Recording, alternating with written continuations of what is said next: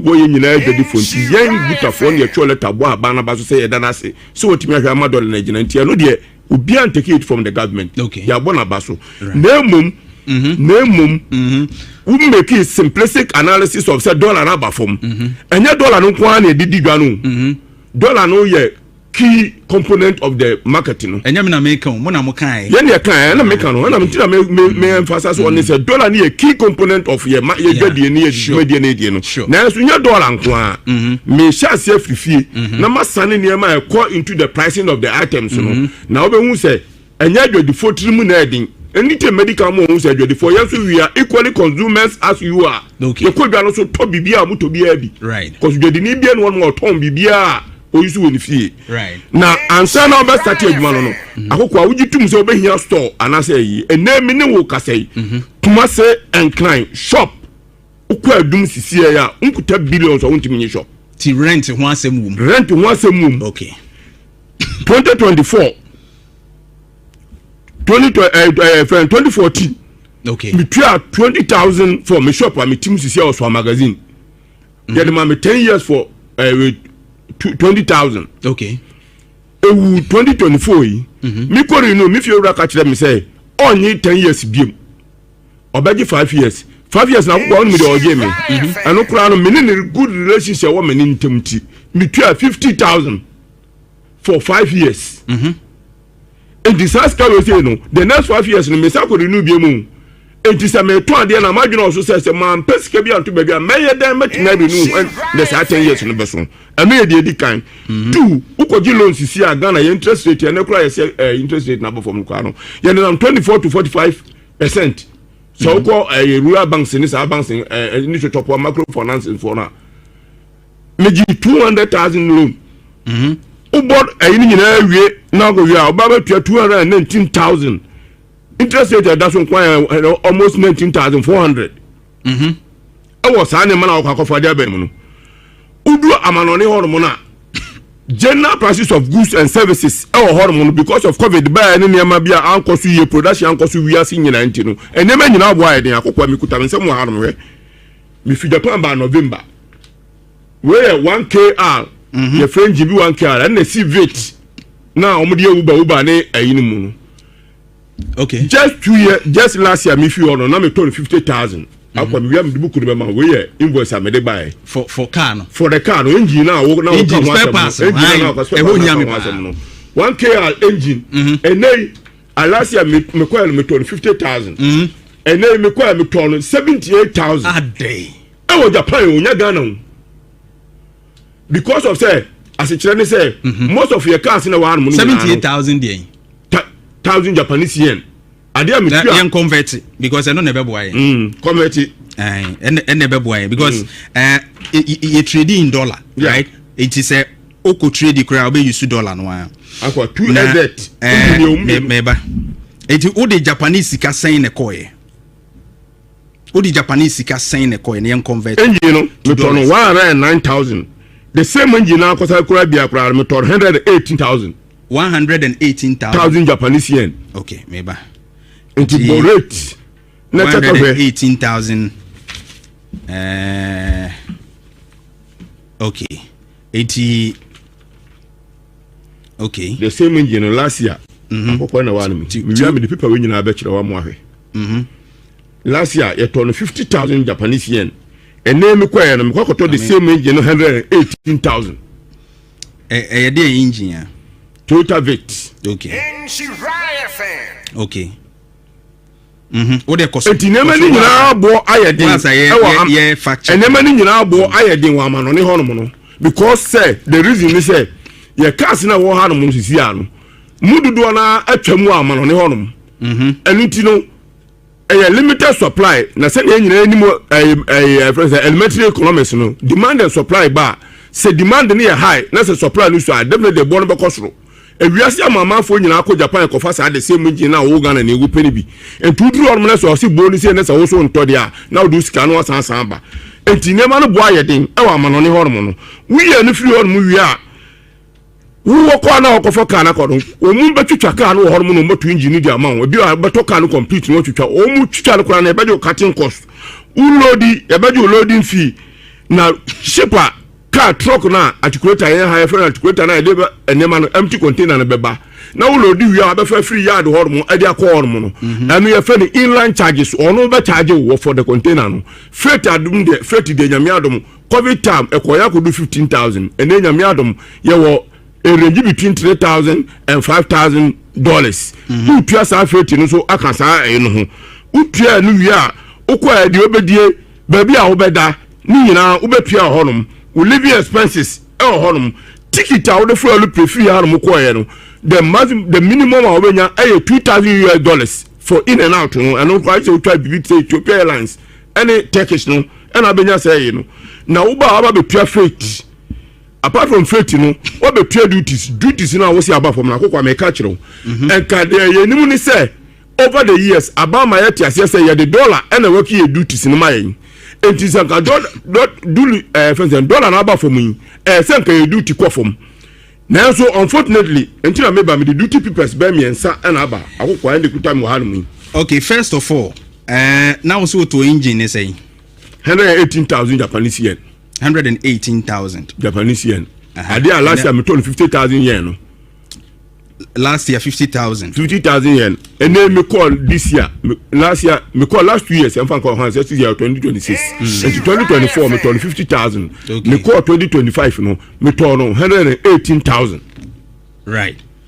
Okay, what dey cost? Yeah, me pa chiro no say enema no bo ayedin honum duty na wo say esa aba fom no akokwa enya no kore say duty bi aba fom ba bi aba no ani ni yesisi a no ye beto aba na amanfo no ebon to ano yenya kwan ne president esia na meme wo honum e wo AH hotel wo East Legon president ya the bill of entry way ene ekoyi ne ma mo de man no ya the bill of entry bi ma no o share so wo kan items of ne ma ya GN na levies and charges na wo say enti we na mote ho ene se mu wuntu oba oba me freight rate e wo port so te ya wo te asem no se president o me freight rate wo port freight rate no freight budget ba ya nti ho asem ya classical budget nti ho asem duty na you say dollar any dey work enti dollar cost ro aye duty cost ro enti titi wor mo na say first no so we about duty man Friday no want to be ba Monday a Tuesday see new rate about kwa issue to can be so enti na ka ya hwe say and then ya dollar aba from no your duty no mo the new rate ni work ya e say duty sinima from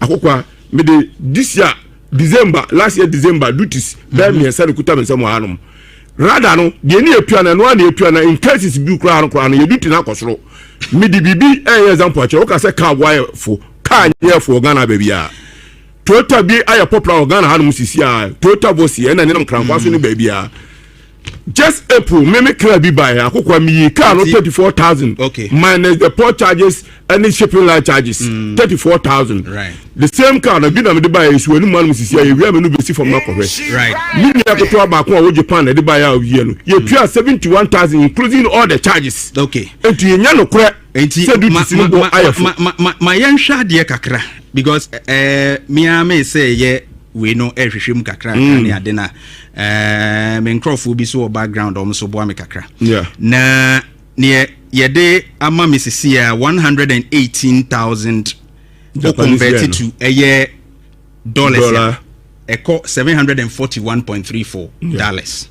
Now what the back Ghana cedis are 7,969 Ghana cedis, which means another boa mokofa engine but ejayenye this one currently so ko momodwaso so ko to Toyota Vitz engine and ye mema search e wo ha menyani say etimi range ya could do from 20,000 plus 20,000 to 35,000. 35,000 okay good if I say 20,000 you find 20,000 make me adjust but 20 if I say 20 or 25,000 also winning price now Mr. offer to Facebook man but this is the range I've gotten research no and by me between 20 to 35,000 to the emfan say emfan 15 or 25,000 for Toyota Vitz engine but 20 now 25 is on the okay to 20 now the high side some okay into the emfa 20,000 now also 118 in the coffee you convert here 7,900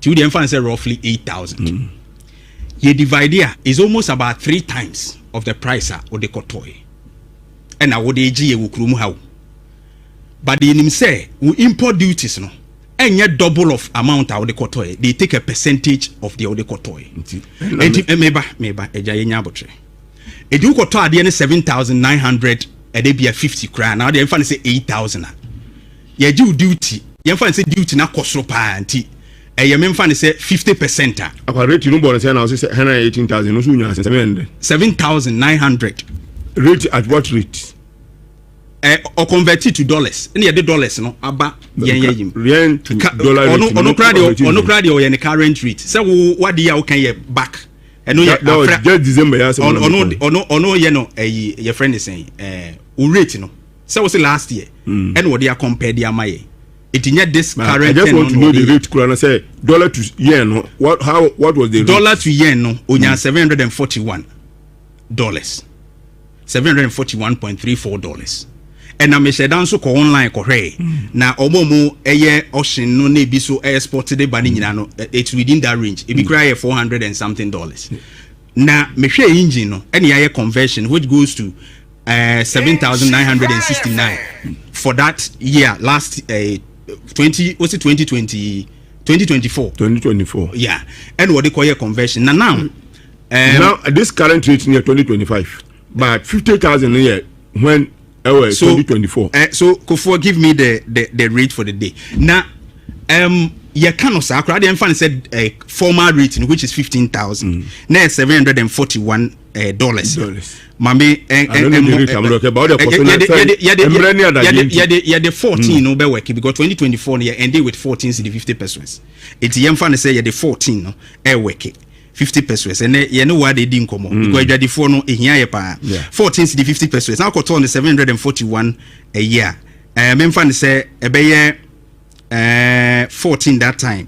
E be roughly 14 cities times a year 741 and for that rate no ubenya a year 10,371 but not forgetting say also the current price na amaye also the current price na dia working it would even say 10,000 which means say oka duty no any say the nibo mu nyina duty no so you just a fraction of it yeah it no you fan say duty ajo be 3,000 of it e bo na be si e bia fan say 13,000 enti see the ba bedru a then I say it me my range which would they also 20,000 up but abontin so ocean range now is between 20 to 35,000 between aka so be so 25,000 never happy anyway enti a sum of about 7,000 plus almost the price of adena otoy no double price and ye dey edge wa abontin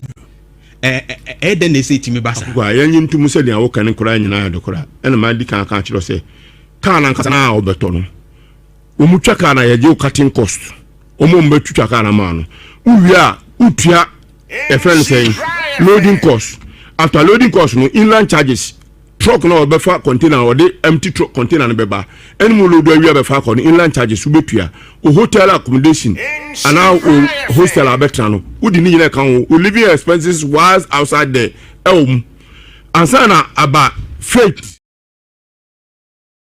today in history and exactly a day like this and then NSCC e wo wiase na 15th of January 1559 me Jesus abre na bia wo soro afi na nyame de nete no efrafra kakra beba ena English abrochimam England enya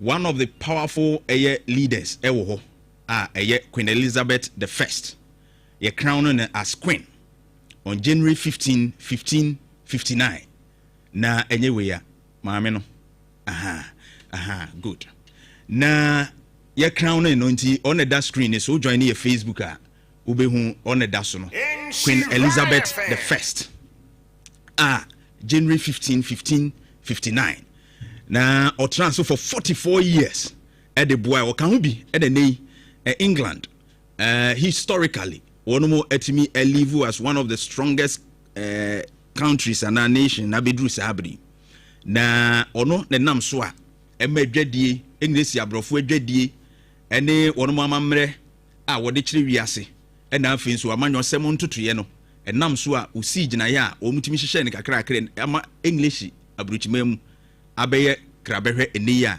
ebinom pɛsɛ wɔn nso ɛkɔhoi enim so wɔn anhyehyɛ mu na abibiman ɔne yedi dwa no wɔpɛ sika ɔkɔ no ne wokɔ UK England ne ade na ɔkɔhwɛ sɛdeɛ ɛhɔ no esi ɛte a wɔn kura mu wɔ sika ɔkɔ no kura meka sɛ ɛkyɛn yɛ de yɛhyɛ fam edi ne nhyehyɛ mu ne nsusuye mu for 44 years no empumtu a ɔde brɛ English abrochiman no na enye asɛm ketwa na 1759 ɛna the world's biggest museum yebie no ɛwɔ ɛyɛ Britain na ɛyɛ British Museum which was also open to the public ɛyɛ day like this 15 January ɛyɛ 1759 ɛna saa British Museum no ɔmo bie ma nipa timi wura mu ɛkɔkɔhwɛ bi for the first time eti no so na da so Facebook screen so no bitimi ahwɛ nti for the first time 1759 na manfo ya wie ɛhɔ ɛfɛ utwa mu agye so ɔhwɛ ni mu ntimi nguram ba January 15 1759 ɛna wɔn mu ebie ma ɛyɛ manfo timi wura mu sɛ wɔn mu ɛkɔhwɛ bi yɛkɔ yɛkyi bie mu so a basketball a ya na ɔmo bɔ a ya na wɔhwɛ basketball na ɛsɛ school fo na ya na ɔmo kɔhyia na ɔmo de ɔmo nsa bobɔ ne ade a na ɔmo yɛ ya but this basketball ɛho mmra a yɛde gye atum sɛ ɛyɛ agudi a ɛbɛba bɛyɛ global sports ɛba so in 1892 rules a govern basketball wɔn mo publish yɛ nti ɛba a ɛnyɛ ne akyɛ paa Martin Luther King Jr. menim so what ne nka ne quotes motivate nipa bebree na we obi nso a na ɔka asomdwe ho nsɛm ɛboa sɛ atɛntere ne bɛyɛ adwuma na nipa yi edie ho nsɛm so betumi akɔnkan eti ɛba ne sɛ civil rights movement ne sɛ preach peace ne ade a Martin Luther King Jr. odi mu akɔtene paa na papa yi yɛwɔ no 15 January ɛyɛ 1929 eti no so abakɔsɛm no wa influence nipa bebree in fact mpanimfo bebree wo wiase a ebinom nei wɔn abɛyɛ mpanimfo akɛse nyina bebree ɛfa inspiration efiri no na unfortunately he was assassinated on the 4th of April 1968 ɛyɛ arahosɛm a esi sabre no na the last one a yɛde bɛkɔ yɛkyi on 15 January say ya no ɛyɛ US abrochima mu ɛhɔ wote Pentagon a ɛyɛ US abrochima no baabi a wɔn asrafo dɔm no etikɛse no ɛhyɛ wɔn ka sɛ yɛ kɔkon yɛ take decision move a yɛ move no saa headquarters yi wɔn ebie ma US military no wɔn ebie ano yɛ headquarters for US ɛyɛ military no in 1943 January 15th enti enumu ensɛm no abakɔsɛm yɛkɔ yɛkyi na yɛhwɛ a ensɛm kakra ɛwɔ hɔ ɛnɛ dɛ ti wuduru da bi sɛ ya na wakai sɛ no man bobɔ so nyina no ebisi da bi sɛ in history in 104.5 we abakɔsɛm a ɛwɔ akyire today in history ɛnɛ da yi mu nsɛm ɛne yɛde ama no yɛnkɔ pɛ dupanom na ɛduro ndi ɔbɛnom so ɛyɛ 3p garlic mixture 3p garlic mixture makakyɛw sɛ ɛyɛ aduro a ɛne ho adansedie ɛdɔɔso bebree ɔbapa kɔne bibia bɔkɔdeɛ nyangopa dombɔkɔ doctor ho yɛ ne ho ɔden pa wo se mekyia no pa mekakyɛ mesama na fishia pa kwan so nkoso kra 3p garlic mixture right ɛnɛ deɛ ne yɛbɛsua because wo deɛ yɛ a wo bɛ educate yɛ pa deɛ ne yɛbɛsua meda se ma menkyia wetiefoɔ ne wahwɛfoɔ nyina anapɛ 3p garlic mixture ɛyɛ do mamasoa efipiwak natural health garlic kroje ne de ayɛ do ne yɛmfa nka agya mfa nsuo bi amfrɛ mu ɛno nti mu ahoɔden gyina ne nanso paa na ɛyɛ ntimi akomam ɛna mogya mu adwuma o hwɛ me utie me wo ya de bi wo ntimi mu akoma no mogya no medra mekamfo de ama wo sɛ bɛboa wo ɛyɛ 3p garlic mixture ɛboa na boost immune system ne de ama wo na kyerɛ sɛ kutia nyarewa ɛwɔ nipadua nim ti frase na nunum bi ntina ho nyare ansa na wapɛ aduro ne bi anom na mmoa ɛma wo apɔmɔden pa na ɛnɛ yɛhwɛ numbness meka numbness a titiriti yɛwɔ hɔ no mɔte ne nipadua na kwa ne baabi ayɛ dududu ayɛ tititi no ho asɛm ɛna napɛyɛ ka ansa na na no je doctor number wo ya de bu ha obi obesa wankasa friend na wo ne twetwe nkomo na wo cheche mu che no de waye krado wo friend sisi obeje wo so ne number 0248 92 88 24 0248 92 88 24 send me di kaka ye nam ne sa ye kanu titiriti ye ne ho asem e na ye ka etime ya wonsa etime ya wonnan obua ne nsanso a ne nsem ose edududu ayetichiti e de ade na ya na ekofa ba eno no ye omo se police achi wom nana ya nansi achi no anansi no onye police se ba sana na ehwo ne hyehyew ti se de edi nso ohia na se mokobi agu ho enti wontime ntine ne nsem na ehwo hyehye no se anansi na nansi de ye de hu sa nansi timechi ni pasa so police ai enu ntimi ye nipadua na kwa babia na ni nyina ye moja entimi ni afusane emfa nipadua ni ye na ya na kofa sa tititi ye no edeba enu nti wo hweme utie me wo hawo a enu no dia edru ebeboa wo eye 3p garlic mixture ebia wadwuma a wo ye wotena seche ana wo gina ho che menka seja ye adwuma no mesra opa nanso asasa abribia opedupa na odipo chidom edupa no obi age atum ne so 3p garlic mixture ya natural garlic no na ye dia ya twene direct na de agutuam se na ya na de aduane de adanse ahoodin pi wom emfaso bebre wo so san ya de pi no no kretrodo aduane ni mpodie asija so edroyi ye mfansi ja so yemfanso bia emfrem nti ya twene direct afa abefu nim de kwan so na ye ne kama de agutuanim ebeboa wo we frisa ohaw ni nyinemu eto danso ya na yankasa ye suban ni ye ni ye bi ene kofa tititi ye na yade edebreye wonim sempaboa wo hyede pie mpaboa ni sa eche no nanso ne fenti obehye atade a wo hyede pie kyekere ne pa wo hya na ne ho kyere no nanso ne fenti obehye obedru abonten na umre edem no wankasa na hye mpaboa ni pie koye obedru no na wonan no ayedududu ewom wontimi nyi wonan ni mfrim na ayetititi na kyese moja entimi eni afusane obiaye ho ena kofa tititi ye no ede abanti hwo ho so yiye wo hwo ho so yiye na wo padu pa abribia betimi anonom eno ane 3p garlic mixture ebia na enubone ensadenum ana prabi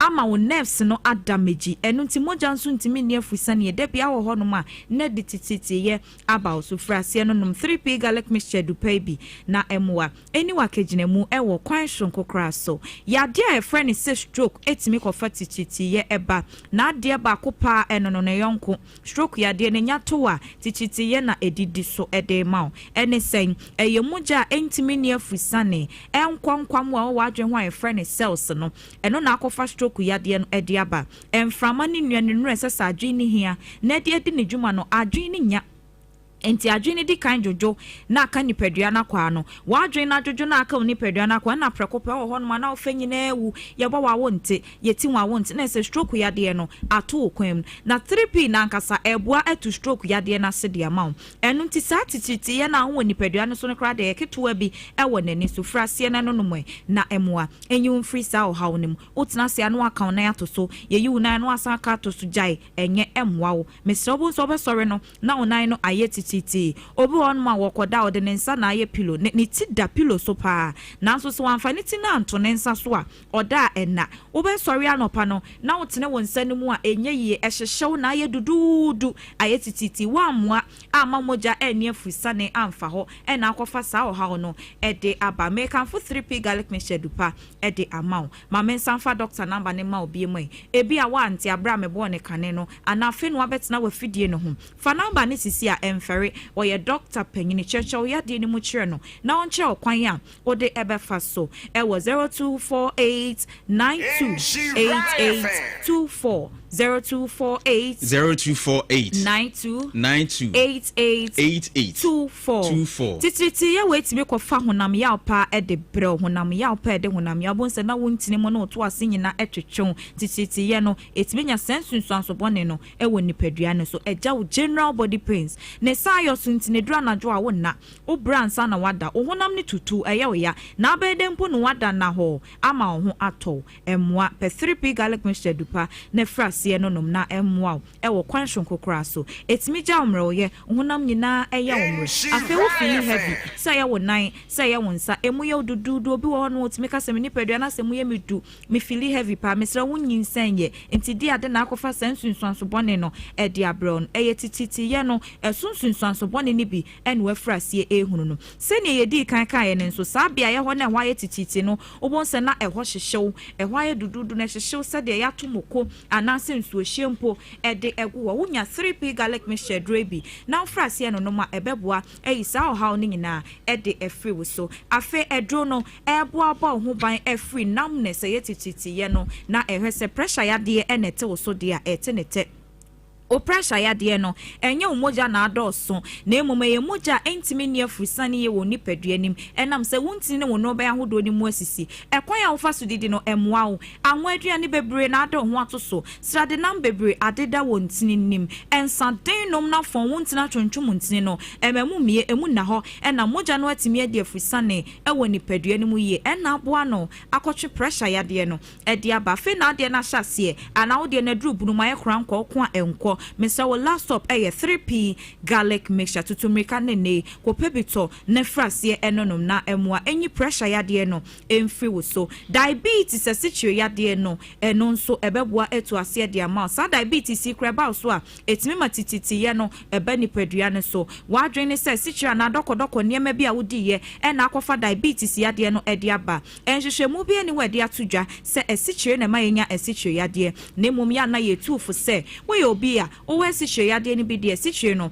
eso ni mfaso bia enno nipadua ne ntimi produce enough insulin emma wonti u glucose nya babia entena afra umoja ena akofa saya de bone no ede aba wedro 3p garlic mixture we oba efichi kromo ya watena wo so ache wano no munno ni bia brofudro ebibidro de atia na etie we aye wo last stop wate moja na abobo ntoa na entime ma abontini ye no nti akofa saya dendenden de abro no unya 3p garlic mixture na no no ma ebe na ne nyina de aba abonten ebi a wo de no menstrual disorder uchima ensisi so ye emma ede ebe ntia wo mpese unyi to for birth control pills enro bi a emwa ma wunyinsen no eboa no woni padua no mu a etimi nya sunsuanso bone ewo so ana wo de no miscarriage na wo tanya wunyinsen ya na abesene ko wunyinsen ya na asai eno nso factor etimi ma wunya some menstrual disorder ni bi wo long cycle or baby at 28-29 days wasenka de bu wonsa no wo de no kwabro sa ebeba no nso moja ne kakra bi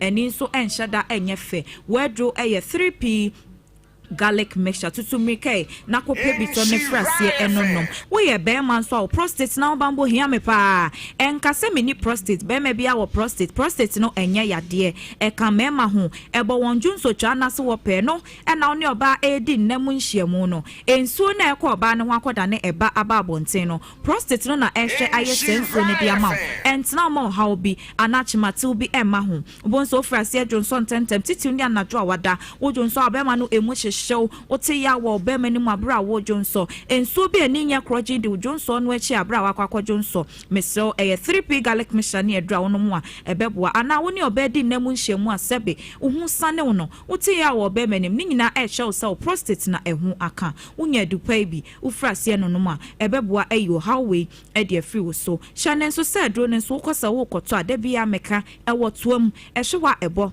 garlic eda ho ye kokko e na dro ni tini ye kokko enum tu no obi de adufufro bi chill of a plastic what to be the chill garlic mixture san ade a obodi na bia ate garlic no emane na ada ye wo garlic edro ne wo garlic edro papa de obi age atuma ye bo no yoyoyo 3p garlic mixture no nti wonhunu ne ma mabobo si wo edro hu akowanim kopim so obenya no bi ansa na wato wadwen ya wontanta ebibidro ne abrofudro bi ada so nti ubeda no madupai aka ho emane haw to edro ne kofie wono ma 15 minutes edro bi a wo bi anom ka ho enkofo haw emre wa pomoden enye na pharmacy shops herbal shops ati se ye man mu bebia to wadro bia boremu a wonsa etimi ka 3p garlic mixture edupa no ebi ne dodo mu ena wope akra okanshi ena wode a eye kinswo Kofi Sam ena Angel Herbal Ashaman obeko Wedama Pharmacy Tema Community 5 Coletto George Madina Enco Health Alert Clinic any post office no NAD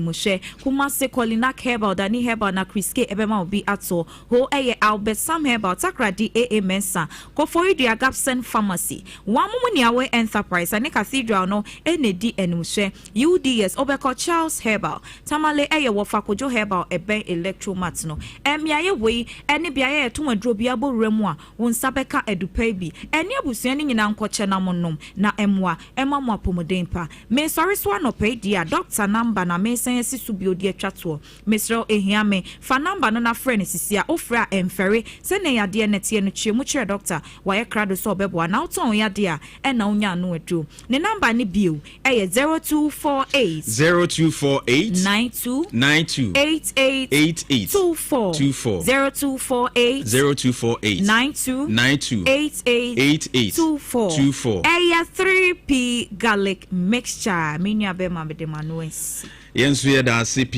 edu papa no no kwa chi adokuma ye wode edu pa e de abadwa so nyame enhira no pa na bibia enkoye enhira 104.5 ene enkombo pinua ewo ho udim se abetodwa se US apostle eye wonomo visa na ehun ensensem visa ben na wonomo apostle ehun explanation ambassador Victor Smith Ghana yandem senior war US abrochimemu de ho nsenkaye aba na also kwachi ofusu enso aka femu ehun nsensem Felix kwachi ofusu se wudim no ono so aka femu ho ensensem Nagrat enso awone about curriculum yede kyerɛ nkwara no ade no na onim se beto dwase yese LGBT concept bi ewo eye curriculum no teachers manual mu enti wo hwɛ curriculum na nkasa yede kyerɛ nkwara no ade a ne nkwala no ehwɛ mu no ankasa de enye num na mum teacherfo ne de no manual no mbɛhwɛ so de akyerɛ ade no enum na ɛwɔ but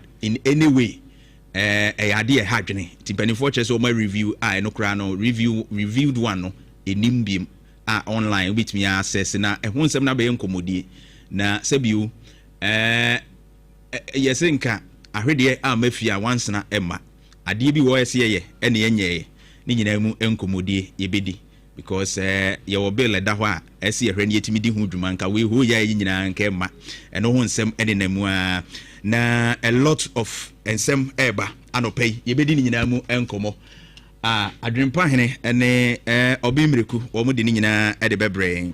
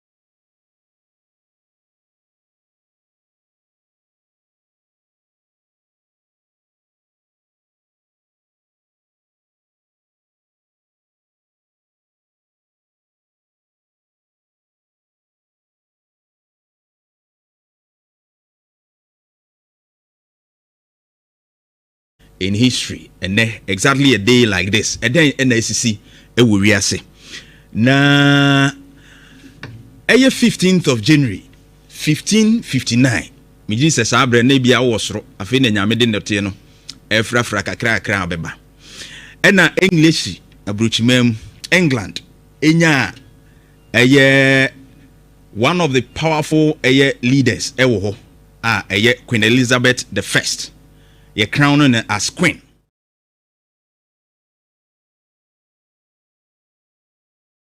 Right.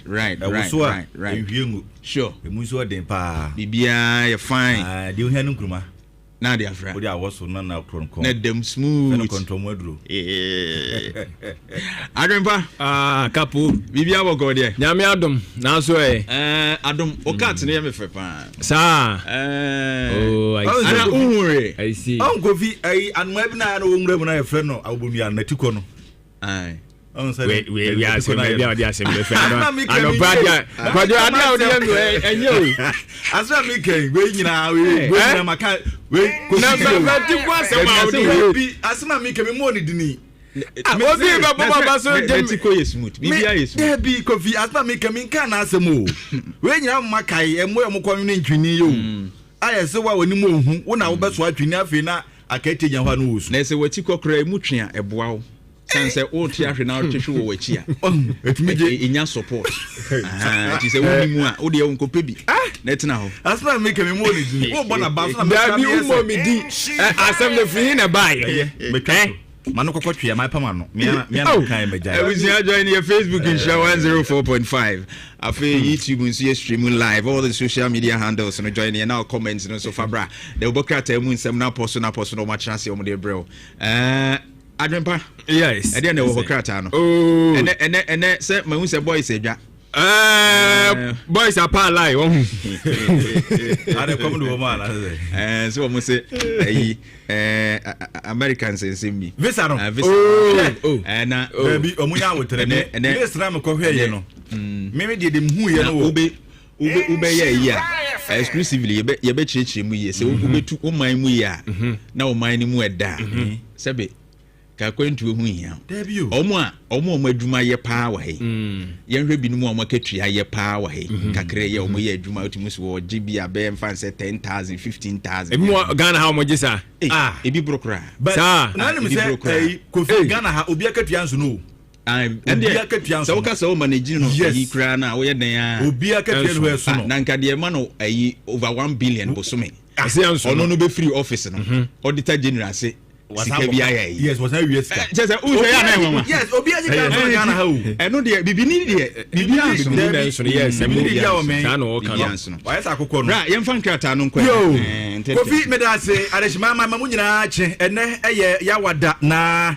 wohwe nkontabuo na ene January bosome no ne nafu etoso maako edunum ena ye womi te say January na wapa o yesi mu sika ye de awie so se na nsada January nso me yanko from mu nyina ache na ene yetena si kromu nsem so da obomu krata mu nsem na yata baba so media me so ya mansa nyina ache ame kodwobe emre kumene adwempa he ne kofi men sa adwene papa na papa ni wanim kan na ye fra se dia kan na to brum anopai mafa okuni da obakrata no dairy graphic na abo ene akwantu hu nsem wa hapa e kan akọ yesa na nsan ahyankafo mu okrom ya enkanka ne wo ma etwutoto nsabi ebi ahyo moto bone papa ene anopa oba adwuma wa hyentuade enko ena anwumire nso bo na se ukofie nso a wa hyentuade enko ene totot se utranye ye na se bia wo ketia na okọ ebia tredade a wawu ubedru fie no atwa be 20 series enso ba utua be 7 series pe na eno na so afọ no na hwe yakwantu sem ho transport minister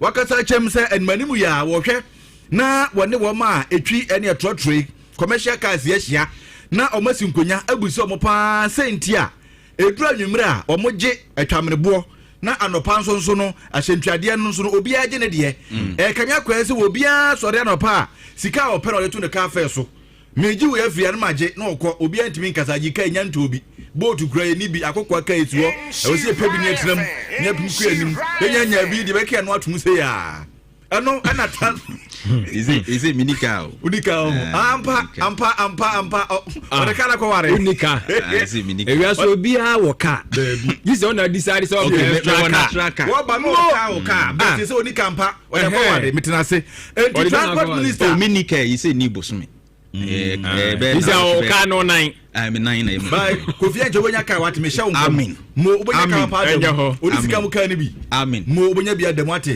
because o ka we de odisika ka bia me ka se da bi ba me me eno kra me tene mo eko wo eko de eko abuto me nwe eti transport minister se woni ahyankafo no behia na how na ehoro mahwe na wo mo asisi ano ekwan kra nti no eno aya asam kase a eda anim ha na empanifo bi na ebo amane ya wani mi ase cyber security service no wo mo ba be legalize no sa amra no wo be hwese de be ya sabi wo ma romance scamming romance scam say bi kwabo na ekwaso abutire kan semi ni nyina ye cyber security hu nsensem wotewa no bi afro masani 20 ato phone so be hwe na e dia wiawo obi nso create mi shada kodada akoso ya manu na akoso ya manu tina se manu a no de phone asi wo no record no akoto the video so wo che mama mfo no wo post no de video ya etiamra entisamna we de ba de ne ye enkofo awu na sofo pani bi eda ha na osofo no ne dia asema wo kan nyina ne se okandini papa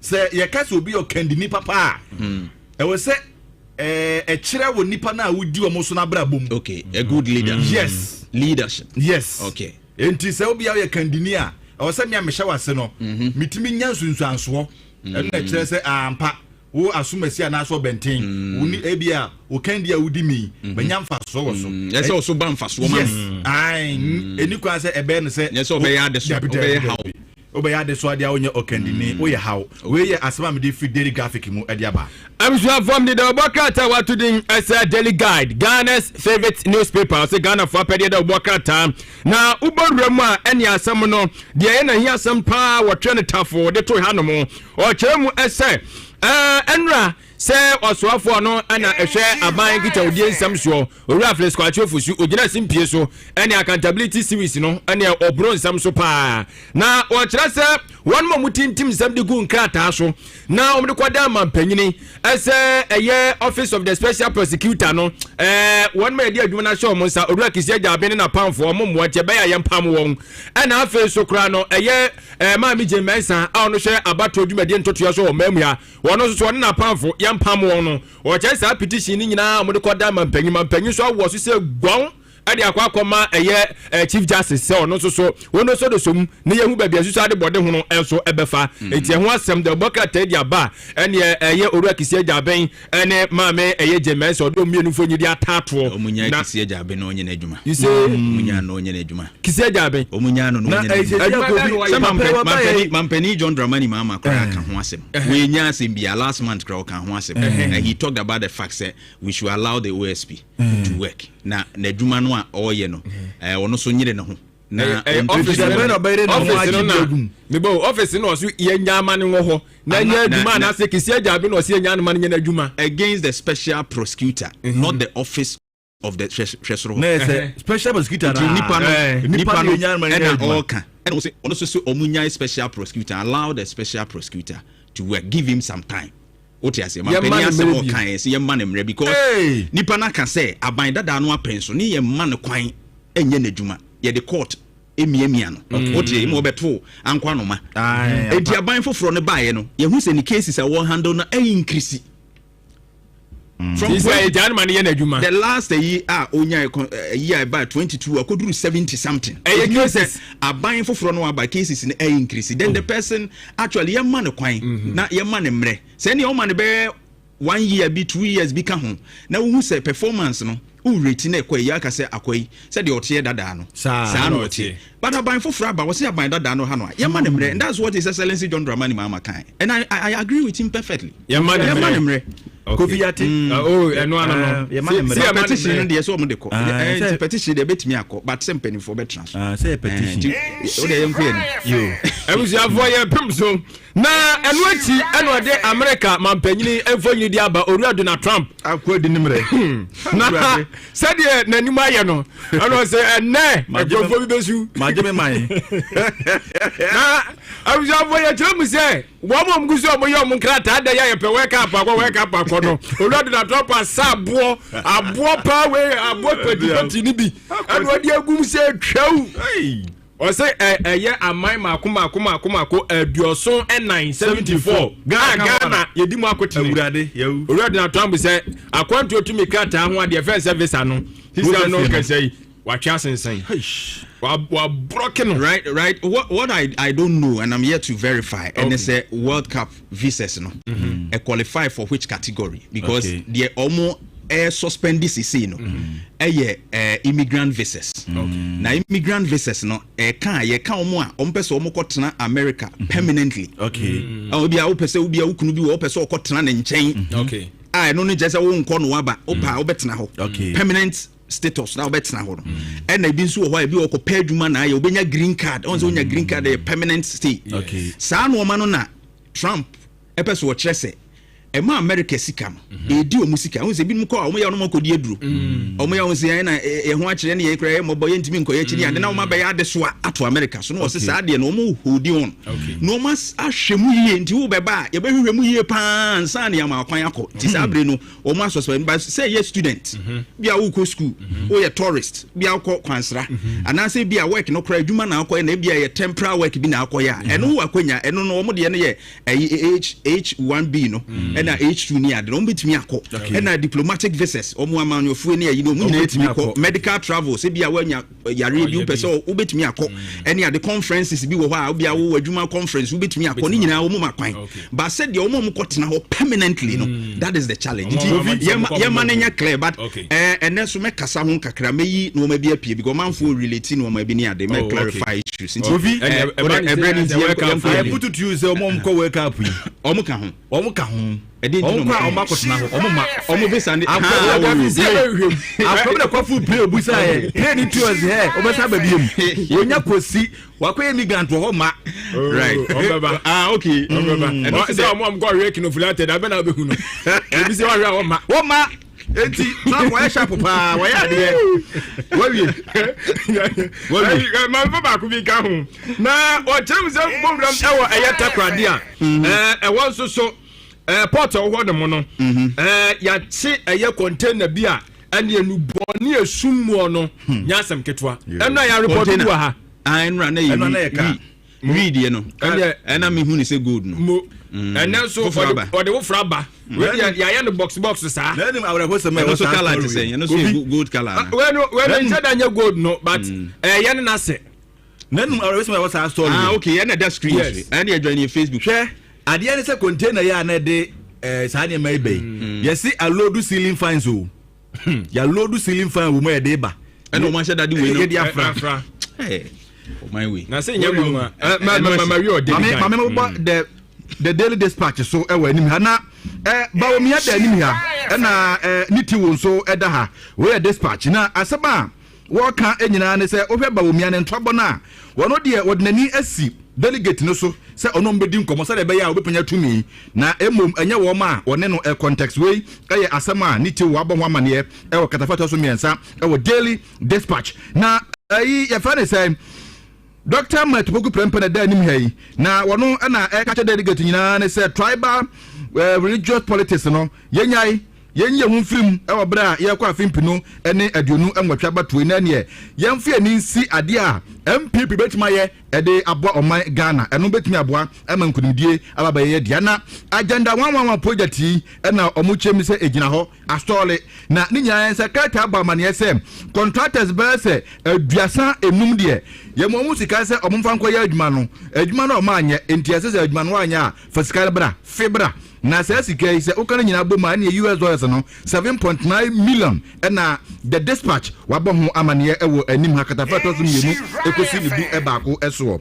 yenkowie abusuafo we ye torch na metro no na the daily searchlight the bokrata no na mafai na wato ne nkanea no ensama wodu toto so ebie no bana caption no na wo kire se eja yenyina yenim eketeke kwanya yesike ebe ya mana fa wiemu ai akra sky train project no na form de ekra kosi sei na esoro de eho ensam sam no kase e wasandi bia o sanse yesike bia wuram wa bra project no ye hunu ho hwe na Ghana infrastructure investment fund Wanamo ana jo mu etu se adwumade hu anamont owura Solomon Asamwa ono former chief executive officer was aso ya mebo din ana obemfo Christopher Ameya Ekunfi wono so no ya bo che so wo mienu isem no kasi ya twomo adentende anya asem keto na asem no kodi asandi bia no ana wo kire se wo mu akwakonya enansidi ahodo bi a chesa mpasi ketwa bi ni ade akokoso na afi nkomo bi kura akoso afa be fontentan so email ni ade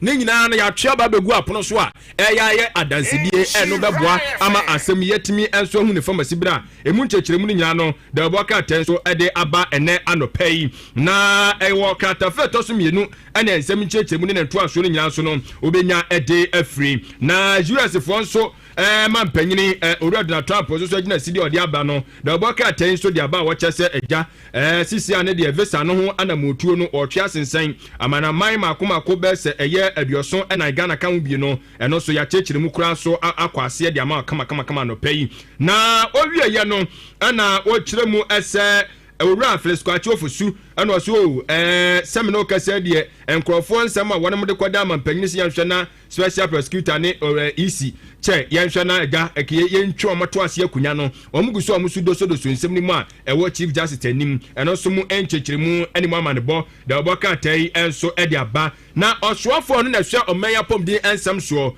Ora kwabena minta akando dabo so abato mpesu asomra se bedwane no so kire se Ghana ya fe ya ni fe anya asem keto ya hwanim se ya de bi obetwiri tim pofiri mo no oboa ya bebo na hwo kikram se ya won ma na no na COVID-19 be so ko mu mia ya de fe na ya de ho ananye no aban we awa bedie wa fi nani se ya de biara be awuram Ghana hanum pofiri mu bia no ye be se betimi aso ano na medane ya de so amedi yani eno so mu nkiremu e wa ha the Daily Searchlight anopay yo na mafa the Ghanaian Times Ghana mre na asam kase da ha pa mede efri ha ene se Facebook kwaje da na asam a wakanya ne se wo to bi e de amane Ken Oforiata se bra na aban omiemiawo wonsem bia ye omna no hwehwe mawo etino Ferris ofuko ate da ha na o chese aban na e ka kire Ken Oforiata se bra na yese bia koso nkofo mazo no ase yese ne nkoye ntibra na aja na ma bia ankoye wo bra na o yeso afo ahwe o ma etika sem so no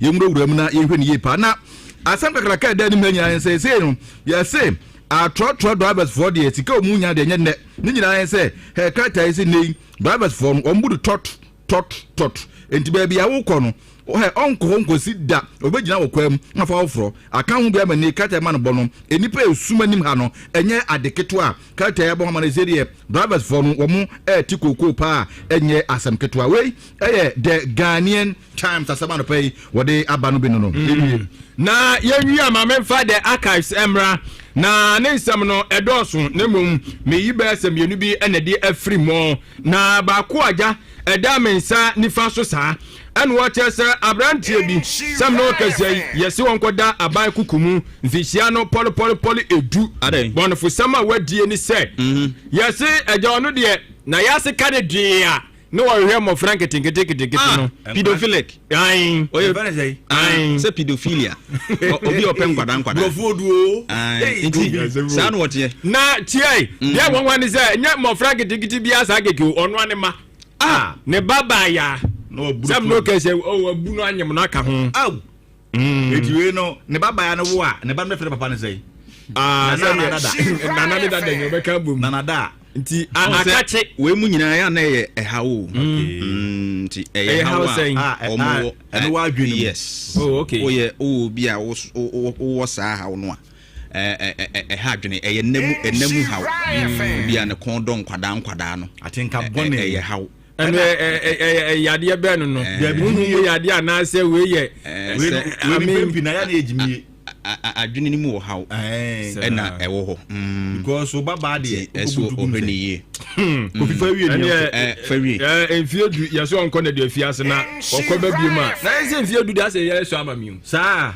prison 10 years wa abofra wa uba wanyum no sa ma na oba na nyini say ya na pempinu ya na ejina mfi abofra na di so okay situation maybe we no sa ne body no mu hwehwe yi nti omo hwe ni nyina na omo de abu ase kodam sei omo obi ankotwa anwe obi be ko 20 bi abekọ 10 obi so de be 15 nti we no be se akwana nyinde enam wom ene ebi ho ebi ka ho but ebra no nti ya fo ba ko we nti yanko enti me kwade ma menchi ayi antekurama Bakwai na media we on dey na fidie da hwa one grandpa omu fa nche fm ni ago na bibu okro makra ewie ya mu ache na sa mre de be ma covid osin covid obi ka na o da bi yanko yanim Ba akotri ma efo na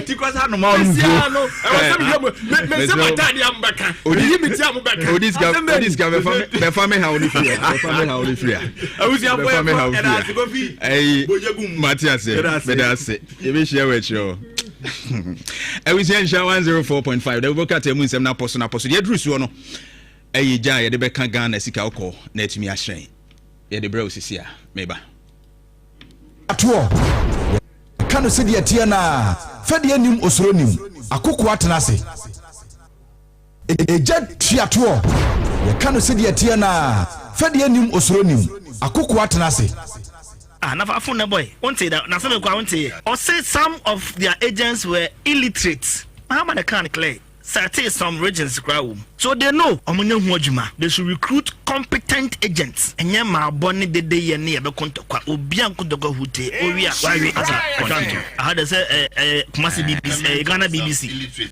I wish you all the best. Thank you very much. Don't talk about, but you have handled the situation perfectly. Thank you very much. It's very sensible. Very, very sensible questions. Thank you. On top of issues, knowledgeable, very, very interesting. A great social person. Thank you. What is your name? Berima Kofi Dawson. Berima Kofi Dawson. Yeah. Bravo. God bless you. Thank you. Wish you all the best. Thank you very much. Eja tiatuo. We kanu se de atia na fede anim osoro nim Akokoa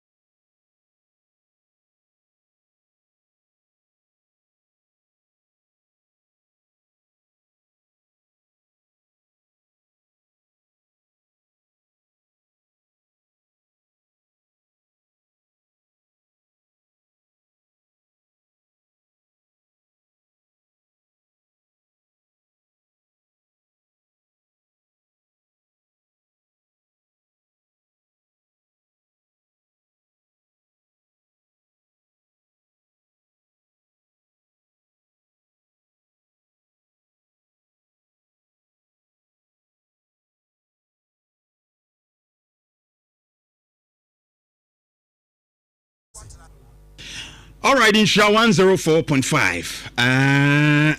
Ghana ho dadne Ghana ho enkomo na ye di jaka ska ko na etimi ahyen na bibia atumi akoso ye. Ene the 15th day in the month of January 2026. Obo ade e di ache. Na oba Ghana mu ha ahyen ko bedie hu nsem e ya ade ehia ye yie pa. Because anya hwe no obi beto car ye de car bedi djuma ya nto car kura ye befuru obi de.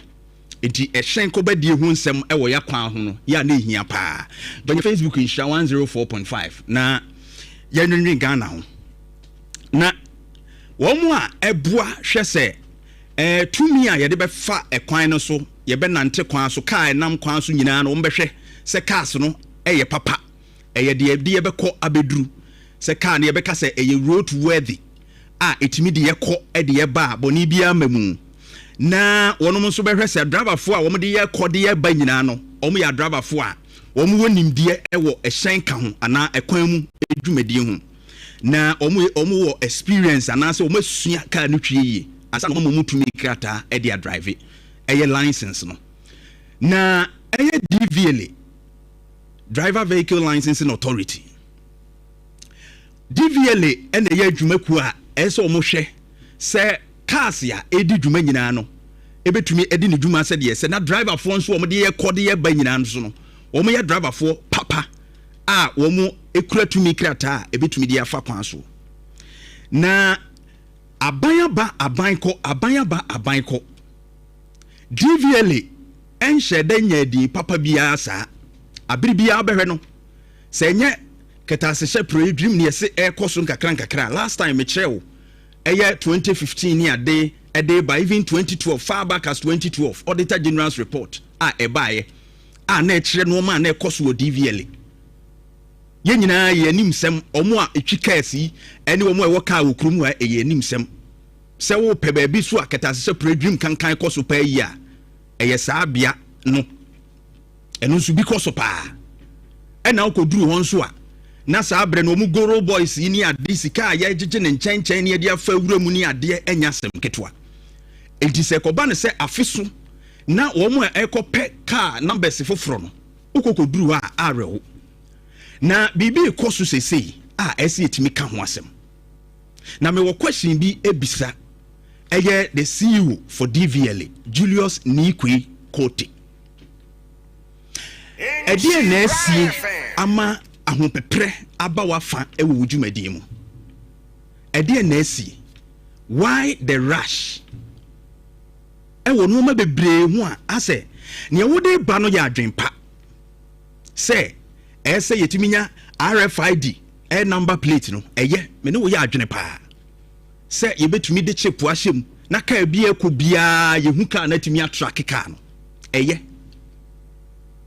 but no ma bi nso wo a o ya ne anamotu a wutu no se wan hwe ni ya de papa a wo ye no na akoye se namo eda ya wi na nso bodwo no tan ho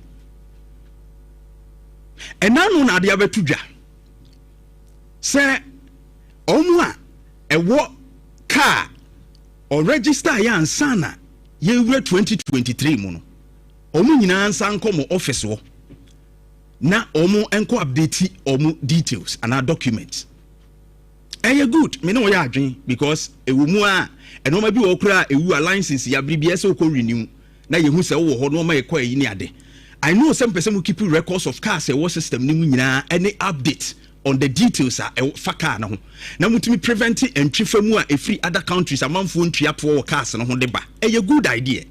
I don't forge that. A good idea. You run in equity. A good idea. But the fact is that the way opposite we implement here the no. And you how be break Ghana for. Ebe man Ghana for break on nyeyim. Ni ntia make us ane say. Ene yere castle ahodo a from 19 kwadwo ho edeba ebesi 2023 no ya register okromu a. Etie beswa kasi nyina akogu DVL akache arrangement ben ena yaye because yenim say enipa bekwa akoba pay so millions of cars ena eba mo offices wo accuse line aye besa said you be kan locally say line no kiwa ebe piepie mo offices no enyagro already enim sa afeso na cars mu no be system ni mu be register o mo e 2026 numbers ikura no ena no papa bi no so ofiri se mankran so hono ba bi ena waba regional office wo Kumase oso oba yeso oda be 3 days o pen number no de aboka no ho kura na ye bibie wo ho sa afeso no manfo pen number foforo ahwe bre mo bre any queue so mu dim eno kura ye car mu no aba wo car mu no aba no a obi e pe current number no eno kura no bra Ghana fo bre wa wudi adanse the queues omo line omo besa ansa no matumi anya sa services no enya asem ketwa ene yesi se de enya 1 year asem biemu se bia omo a current numbers na semu ba numbers na atwa mu nyina obi amra na yen taking the details and the details no so amu be take no fingerprints nyina ka ho ebe sa scan the documents a hwehwe no man say enti nipa ba akokotena se I'm not sure say within 15 minutes kra no wawie. And so we could imagine the number of people that ebe pay DVL wa be salary so beye omo car no to from that 1990s no ni that no de be 2023 no wa wo register o car was amre ni mu nyina wo ba ni pa ba ho nyagoro na ya hwe nsusuanso a ede ebe breye ene kwan a ebe fa so anka betumi aboa ye ni pa ba ho nyina trotro foi trotro driver foi cars ikura na yenya bi e wo kuromu hwe enra hwe transport minister na ni brabre o pe bus scrum na be fa di pa ye queue tin o munya ka akura na o mako ba bi o moko o munya ka e na o mako ba bi o moko transport minister na ni abre e de entia because car ho ayedin. Can you imagine? Said yes, sir. Decision ya what take ya wo nyina mra mo offices we. How are the beba shortages because trot driver be anim say wa momode ankoye ne dia. Prosifo e be fa ho age collection wo kwamu. Omu hu ene wakoye engoye hey macho. Wakoye engoye macho. How many months na mo dia to ho? How many years na mo dia to ho? Duration na mo dia to ho ne te say. And have you made divisions? Say be at this day ye be nipa say road map no et say because a trotro we nyina obi a person okoye ne de entem say be obenya kwan be da dwuma no be bo pay so a we can imagine the challenges I be facing. Trotro no muntimi nkoye adwuma ne de danchen a wo musika be bo mo aka wo na sinya wo musika eno danchen kra we can imagine eno kra danchen you eno danchen ansana yekomu a omo ntimi nkoya adwuma efo ekọ adwuma omo peka akọ adwuma omo apon adwuma omo benya bia kofie no trotro nyina ekogu DVL a omo kope ka omo kope registration no aye update omo details no enti ebema nipa ho ache no e de ho kire ebeba payment no de enya mayi sa 25 cedis na mo je for update ni de no enya me problem e mo service charge that is your own issue no there's a problem ba ho a auditor general be wo de tim ntie ho de enya maye de enka ho asem but one thing they say sa road map no a o de beto ho na etisen eno anse akamu nyina momra obia anko register region by region decisions be na ya make. Even some car owners here, yes, or mumre car owners, and if you want to talk as the guas, we be wabruchi. Ubu our talker and if you krumwa. You mamma, but on one car owner, no nigana or wabruchi. Those people have to find time and calm down because Muslimu here or in person. No more take you on fingerprint near the end. Are we imagining the situation and how we are supposed to handle it? It may concern, they say a person is adia. I didn't see a wontimi train parliamentary approval no for new number plate no. Na ya approve ria. Roll out new number plate now was RFID no a chip shemu no a. And also cars ni nyina besa ba bia mu. Enti car bia wonam Ghana he bia so obeji say new number plate no. Enti ada na won train ma approval ne ma. Na won roll out new number plate no. Na won roll out wi a. Eni nipa na e ba no obeji new number plate na.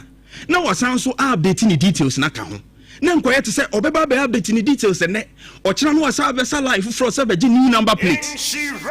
What is difficult about this? I need explanation. You rani kwete Julius, I need explanation. What makes it difficult? Why the rush?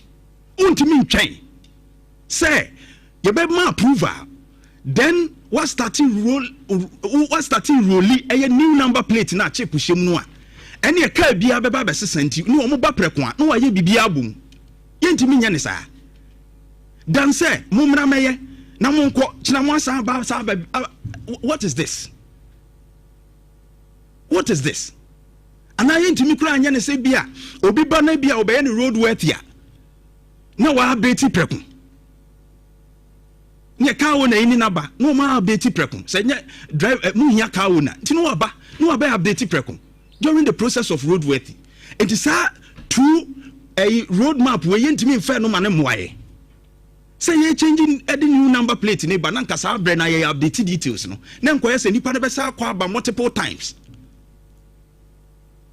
na distractive business ema ye nya ka nko ba bi e pese ye koba ana say ebe mamanfo ho akire wo makwa ho kire mu uti nipa bebre o kasa no a enye 25 cedi na obetua ne ha no but the queue any brown bebre because omunim said there open number plate foforo kura no aba foforo no a first year no a open no e bia afi a yewura mu no open ho number plate ko hu brown mo bre eno kura de cars kakra bi o na we ya ye be fa cars ye free 19 kwado ho besi 2023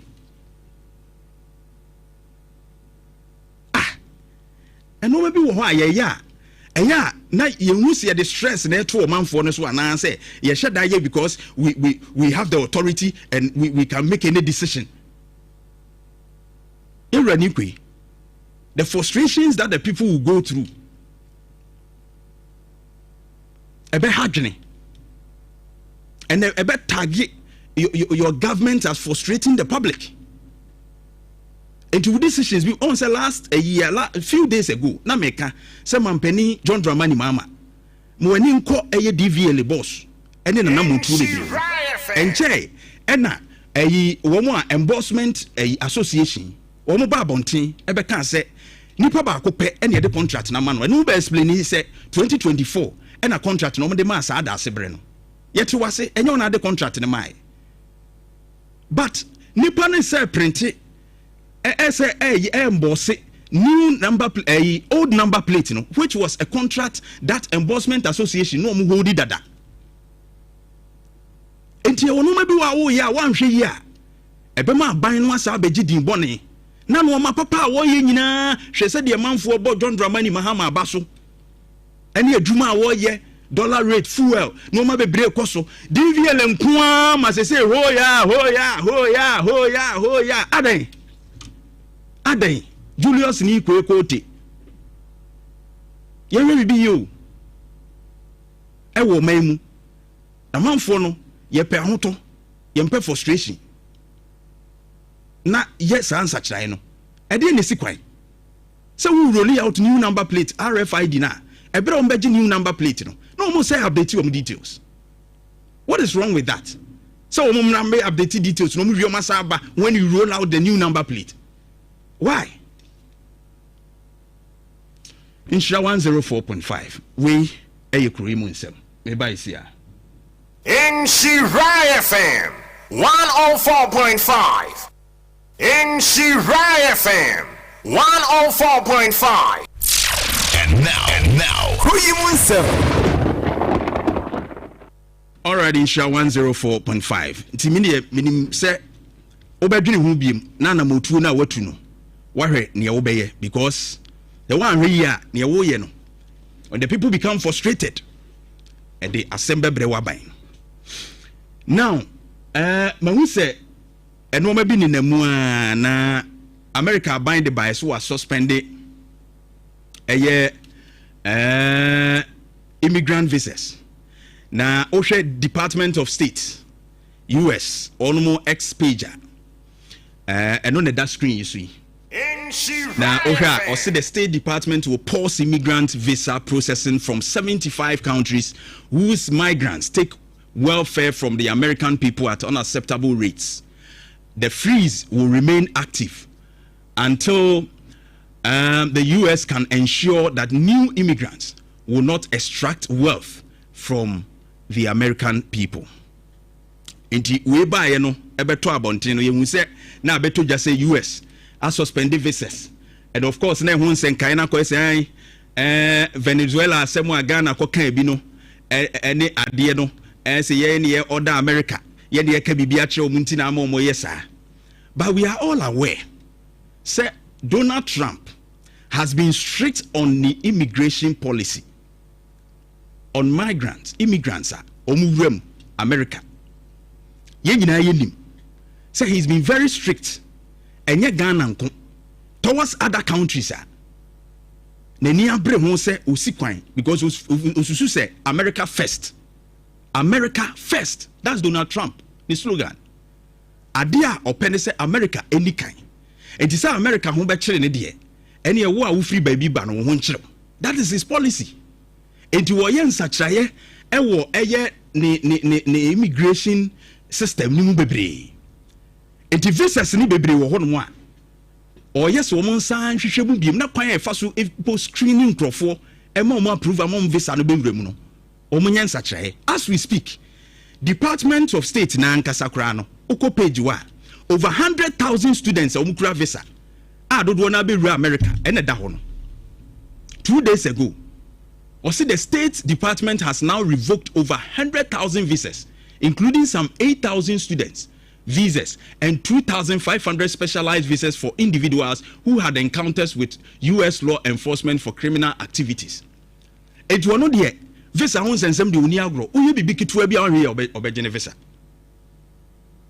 Ena or say the reason why omutu anamo in the Department of State e de ato ho no was say omu suspended because some migrants omo mbe wura America no eto de bi obi wo ba osi bia obeye adwuma ebi obetena ne dofo nchen na ne yire nchen oba be stay ana obeye bibi no obetena ho permanently obetena ho a no obeye adeso ama America aban no ebe wi ase no say nipa kro no na say America aban na de ne sika ehwe no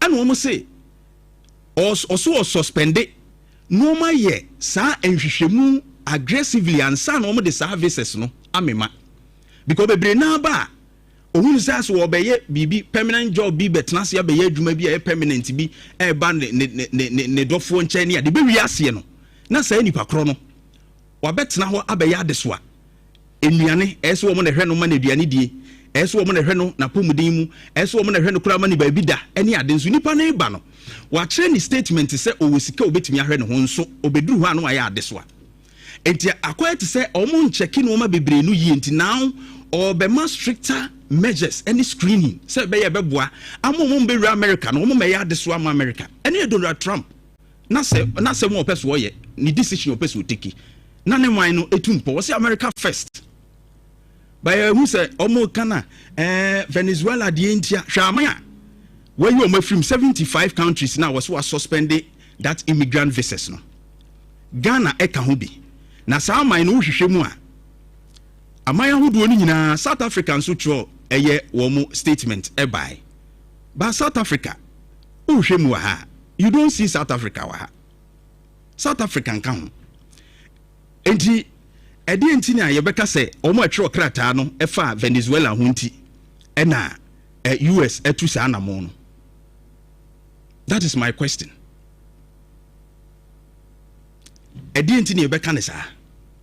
So these are the issues. But quickly, the visas no. Visa no e kan no ye say wo person ko tena ukunu ana wo yire nchen na wo tena permanently. O mo person ko tena wo permanent. E bia ko tena wo de o person sa ba biem. Wo be ba kra bia bibi kakra bia be ya na wo twemiru bi na akọ ba wo ko tena America say wo ko tena ho afebo. Eno sa enu no se o suspend kakra no ma yehwehwemu o mo awi ni lottery no DV no e na ye ma o green card ko tena ho no enu no so wo hwemu kakra e na o mo so onya eye green card for employment no enu so no so wo hwemu kakra ana wo mo permanent residency sponsorship ewo mu no e na wo se o hwemu kakra but ekoba ne se o pese o kwa kwansra e bia wo ko hwa ade wa America o kwa kwansra on bani on suspend B1 B2 obeko student visa F1 obeko J1 obeko work visa ye temporary work no obeko H1B H2A no nyina obeko diplomatic visas ni nyina obetumi akọ medical travels yare bi ni ade obetumi akọ conferences na apese okọ mu yekuo ni ade obetumi akọ business travels obetumi akọ mu amokọ fa no ma be ko tom no obetumi akọ aba okoye transit keke obetumi akọ aba etidi nti na ma ya ne se aye hu ha ba be so okoye permanent wo hode a o kire se bebre nu ba o be ya de so ama US no eti se de o mo suspend o mo twa sen kakra no ma ye nhwehwemu yie ansa no ma se bia tum ti from January 21 obosumi we ya mu no o mo hyase obi na de ne man enhyehye o be ye beboa ne man ene wo ye ti ho asem ne sei se ye man no yetimi aye ne yie ne ye hwa ma Ghana atumpon a menyi ni se sa we ye besu hu obi so ma visa we entokwaku. But the only thing I wanted to talk about is that and yet directly to the statement here Okujo Tabla kwa issue because there are countries who issue same statement here one mono woman can list we hu into what happened African countries almost issue the same year one more enka sa list no enti that dispute the fact say enye enunti no ma begina so. But there's a policy, immigration policy that Donald Trump asha dada, which he intends to use it say odibe protect America. And no and some Eugene. Yeah. Bibi aboko there. Yeah, Akokoa bibi aboko. Right. And US for no more mko medjana. Yes, immigrant. Immigrant visa. Immigrant visa. But so do minimum I think say finally a month will be to a different number. Minimum need a month for buffs are the no. Me na me di me crew. Oh bet na me ze me ma wo ma. Oh ha na say. I go me za na month for one bufu on me ntia tie o. FIFA say minim na from the World Cup na call US Trump no munim na we erratic akwa netia no ana waka no aseminka owi ka hwenka ka se yepon eno an say ye man ne be ni yi agwanya no me na mdi mi kuro me ma wo mbem we na bufo ben ne wo mu ayi wan Kofi Aaron say what is your suggestion? You just talk no suggestion for what? Suggestion say on akotu Trump 4 minutes na 5 minutes na ade buy until 5 minutes ni kire say na matwam wo DVL dey mama suggestions say new number plate no ya obetimi aye update na ka ho na nkoye te say omumra meye na omon konsa amra ende maka ho asem de me suggestion atodwa ena Donald Trump the anyam na make suggestion actually Donald Trump make suggestion dey na but see Akokoa for me I think that we need to but they have stated the reason why they are doing that. You see the thing is that it's man person mo kwatena US no permanently no mo kwa so wo kwasra obi wo you I think sometimes politics na nzina de bemka say ayan kinkan ante ase no say na wo kwaso kwasra wo nua bi wo US wo ba so kwhwe bo abetimi akọ baby a issue ni and your person kwatena US kwa adwuma permanent eno na problem so board yet is happen temporary na say boy 1 month World Cup 1 month ba me de me bu mvu za de no ho da ono de ni kro we must also look at our country ni ebe ya Akokwa ebe den ebe bo oman no anya no ano na so yetimi aye ne ma yi eno ano no sure na professor from Paul Wati akozen na prof say also on film say enra ye kan ho ase ba wo hwe de ekɔ nyina enam ne yewura ya wa mankwa won say one of yeah me ne betwetwe nkomo enche cry in the next few minutes yeah betwetwe nkomo about that but Eugene how do you assess that whole situation because I see mpanimfo ewo party mu a eya wo mu just like the ewoku for kind and so matters like this do you think say a right approach?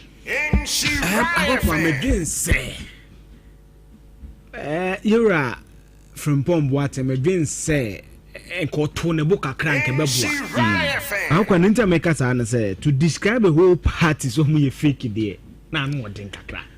Me sound so dream say, but what's the reasons now? For example, say on Chelsea in India, Mako Twaba, Malusu sat monumental defeat say. Some period now must answer but candidate. No, I mean, did you listen to him or like the entire Emma or you see that word fake? No. Yeah, Matthias. He talked about the fact that the leadership over there almost exhibited the tradition of the MPP. And so if those few fake people or leaders be were raging or explaining or say be regional level, be national level, the true ones in the dozen and come to me handle party now managing and his main issue was not the entire party as it is, but the way be canon and why explaining who say it wasn't that ebia the entire win but the leadership no what can say be war region e be win woman a deep party in him and you know leadership is the face of an institution. No, but the point I'm making is that right say few people being and they were in Shefema you cannot extrapolate and say multimedia nyanyi station and any company papa while they are doing the wrong me yet BBC and multimedia 6 stations right in Shiranya BB papa I'm saying that it will, to me it is unfair to extrapolate and make it that. But while saying that, and I'm saying, fake, the word fake, and I'm just saying you go a bit far. But issues are all raising. I agree with him to a large extent. For example, early Congress, I didn't support it. Maybe Jane say, in communion from 1 year, right? Then they build it up to the national level. Because you see, I got one in the ABCCCR. Whoever will win next 2 weeks, so when we need by 80-70%, MPP will have an issue. You know why? Yeah. Because the defeat is still fresh in the minds of the people. It's Akokoa, ya obi wom. Okay. Sabami Kennedy o enya 60-70% eta uni mechire. Yechire say so boda free fie meboa. If you phone and kasakra no so mo ko 50 sister. You need 4 to convince within the party. Yeah. Before you can even go out of your message. I don't know if you Nyamekan to atmatia. Yeah. O kwa kensie. If you phone a do kona there's 60 energy with it. How can you move from within and go out and convince people? It mean I'm doing some common starting free from normal femra. issues are about an executive, and I have issues with some of the executives. Shall let you if no can mean say fake or movement letter you want movement TV letter on post from moon to me.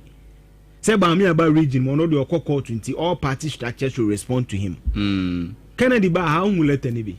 Come na Japan ba how will let any be. By the champ ba who will let any be. So I agree. Say leaders ni be ni ye no emwa. But I'm saying that to describe the whole party as fake, me dey say kuti break work akran ke beboa. How can make answers what am say? But I also think the party no response no. We Akokoa, for example, I don't understand why by no issue statement to discipline one to me. That statement was uncalled for. Maybe I make him say Akokoa, oh yeah, the I see. I can't see on. It will be any moon. We invest in the sika. We invest in emotions. It is a level playing field in the FM. No, you so mad marry.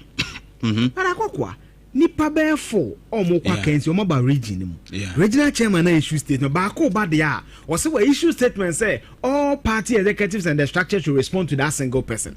When you do that, the optics is that as a much that person will tie back wachi. Akwata here. So nipa no say okwa kensi na na sa anko fa. You will have some legitimate grounds to hear them. To call disaffection within the party. You well and there no. And they be a mekasa wo ya party organization na obia hia. Sabe, ebia on kasa me be ya wo de. But omu nya dodo no hia because Akokoa ye wo obia ni obi ofari no. Akokoa ba bia wo kwa wo omde ni die be ma be ye bibia ma na bia me kom mfasa ni die ne ma me nye ma me. What I say? So obia was adie no odeba party ni, then when you all come together and converge, there's a political party. And to me to me say omuma no auditory pattern. Omuma the fair hearing. Me say it shouldn't be arbitrary. Me say come here statement and say a prof hold before disciplinary committee ya.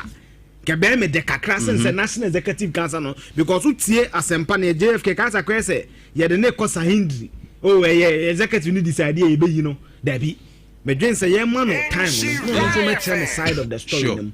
Ochiremu ye na ntop party na suma they can take whatever decision. But I'm saying that in Kofobia ye ni ye bia abo papon sema waka. But consensus abo sema waka.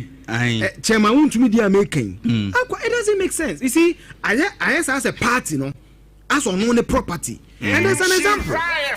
JFK ni kodua content Dombo du content okay. When almost clear guidelines, he want contrary to the guideline of 15 regional chairman could declare my Dombo. Later kodua ko wini. Certainly, kodua na kodua chidi for no to me bibi o ma dwu tutu. Now we can't and it is the party need to fight against it. Now playing for the nenya fair. Worry because you see the Biamakaza Akokoa the greatest enemy of MPP after winning unity. In some of my catcher in some of my transform they can only unite when the field is fair. And the party executive must insist on that. And to because on I don't think that will be arbitrary. So we expel from the party. My first and I told you think it's a harsh decision. But refer to disciplinary committee. That is it. That was also my point. Say your party constitution how I say follow no. One why are they if you say here discipline. And so you have the disciplinary committee. Why straight to neck? And people are also making the point say neck no they con. Who says made up of all regional chairman. Abronye wom chairman won to me wom ni ade. Anyone more canoni ade. And people also believe in say the JFK any regional chairman ne other way no one. Most of the regional chairman no ever fashion. Et you know omuku miya papa no keke. Not that but what they call disciplinary committee when you fair hearing. No auditory pattern. Give him fair hearing. Sure. O kasa na mo se ti on to mo se na mbe na mo party. Ba me dey me dwen say. Okay. Omutieti a breaker. Right. Me da see you know say to the fact checker. Ma me kwa homa no so na me founding member of the MPP, a former Ashanti regional chairman, and Trichin Komo Iraya Amankwa. Open good morning. Yes, sir. Now, Pomia, dear. Oh, Pomia. Is it the minimum say a homegia noir? And so, my mamma, more home. I say, now, Wadama MPP, we a former chairman. Regional chairman or your founding member. Say, or said yeah, handle MPP in terms of leadership.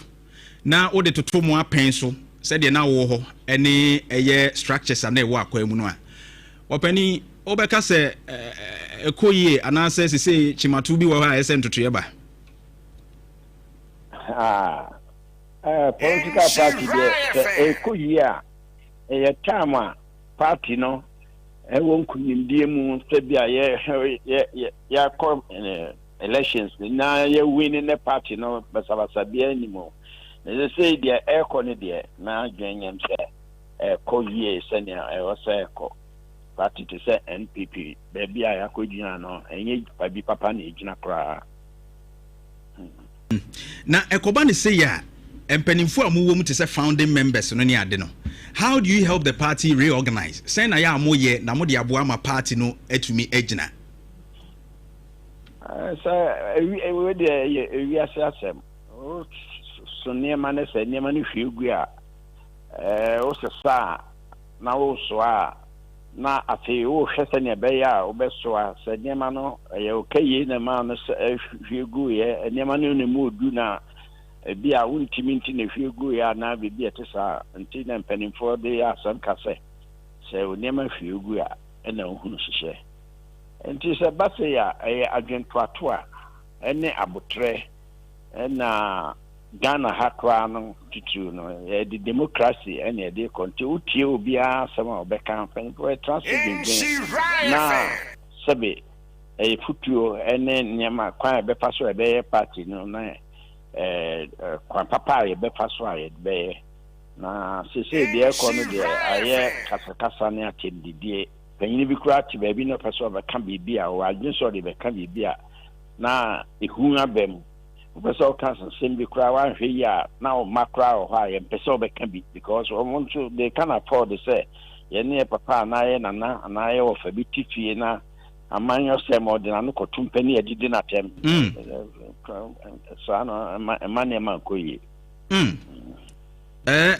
this is serious inti ye come kasa boahwe muyem so basa dia sana eba. It's not like so be account Casabuasa na emye akono se odo ano betoto nsem na papa pen muto na se do ano be kwa kokra se wo good intention na bia ankwada bi ana obi tibabi na ya atendide na ni nyina no ye ka se akani leadership the face of every institution enti Oune say akendifo a ewo MPP say mu in terms of the national executives the bar region ya omo na handle party no mo drive party ni say no would you say they are not up to tax ana o assess wo mo a wo mo live to the tradition of the MPP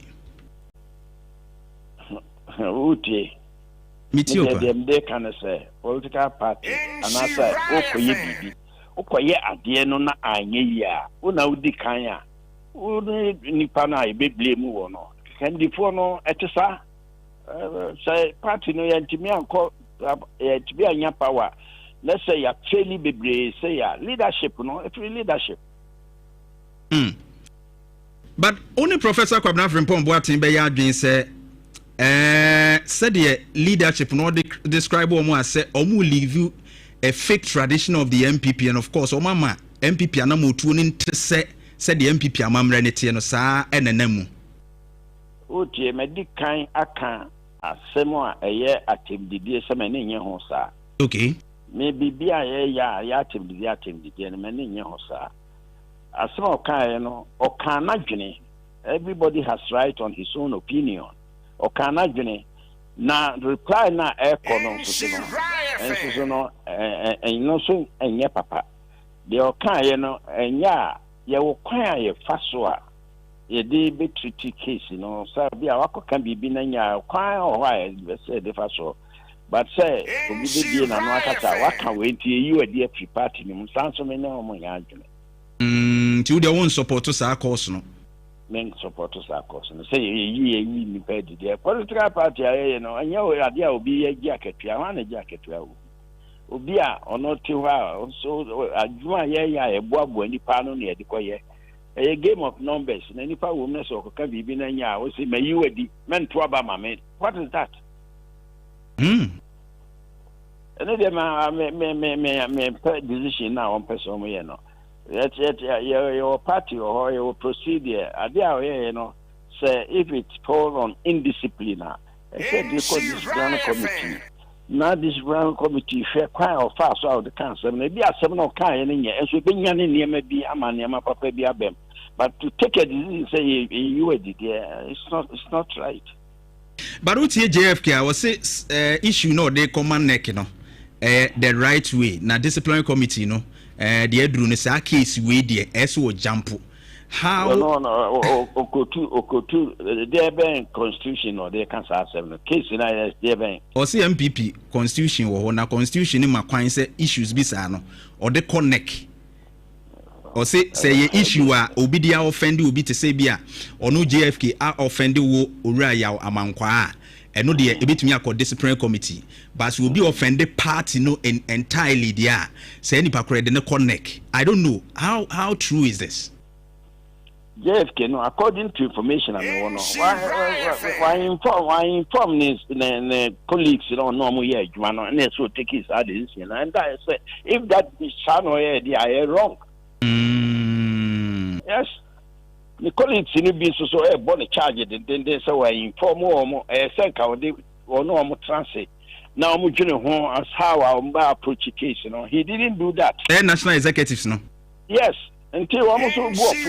Even though you know, taking a right to crown, and yes, or no one of it to me, yes, sir. So on the mission now. And the decision of taking a so harsh, you can't do that. Wow.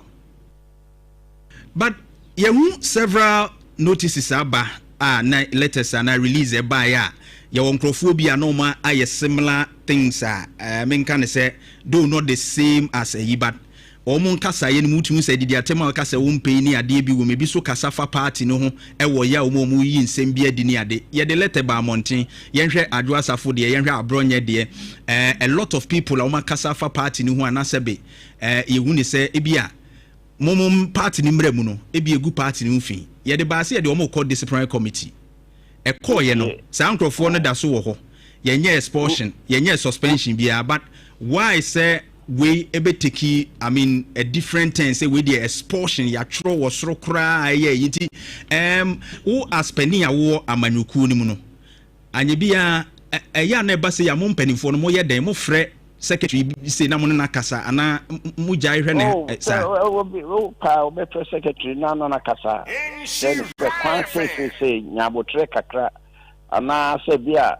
me say bia me co meeting bia like say me third regional council of elders me co meetings me try report to ama ya fa ho adwene say e kwan be fa so a be tretre no ana say be ma adbrel aba yes sir so right na mpepi mo kan wo mutie de ebi wo ha mo aya mo anya evidence wo mo tie mu ni ade the current executives who compare to mo atwa mu no you can be mo beti ase bi a mo tie bi also so na mo fi say o mo na kuta power until the so mo ye o mbe ya na o mo say o mo ka say ye to abai from top to bottom we say we can o ma dwene say penimpo bebre kan nipa no bebre ntie eso so almost fa wo mo kwan so the person mo ye and no na na hard you know party mo that is why nipa bebre kasetia party no fa mo party no na top to bottom approach na nkasa no ono mo ye adwene e wo ho ana in the first place you now won't agree to that media to me they na mempe new to me na mempe so omo chechire mu a say on pese omo ye ne sa for omo reason na omo de buy no nti nyina ye nse sa na ti a ye try fe nti say the adre de me pese make ka hu sem bi because ya nya implemented there then it's okay right nti say NPP kwa yi Frankatuni on the 31st na said the nipa a wo mo ayi omuti a wo mo enena mu no obia ebo ne nto a megidi se wahu ni dasuo wo mu se said the omuntu abo no wo mu esi bo no amanyokuo no aye prepared wo hwe said the factions no etia o ma ye prepared so mbe yi obi obetumi enya tumi ama the MPP angaza na the senti na e koto aba no enya koto aba na said the nipa dodo no be yi no there na she say no na NPP po nyina asomu nti no nti na yekoto aba no say the edre there obi antimi nkasa ni daso ma na ni daso nimu kwan bia de ba bia akoduru bia nyina ya tia ma ya de akoduru aka some few weeks ne yekoto aba no nti say the ya sani titi bia no esi kwan so nti sani titi ya be kwa akodu. Okay, candidates yo mo prinipa num no ohwe pa nka hwan na o akuma mu no ka be press party no e de ne bedi animu. Oh, I don't want to be diplomatic on this issue. Canada, Japan, and I'm a free say Ghana for be shown. So as they say, when I'm baby, so when I'm pro trauma, I say Canada, Japan, taxi, Canada, Japan, especially Emlantia. We are saying so, baby, no, Emlantia dorsal, chain, sabi, and info.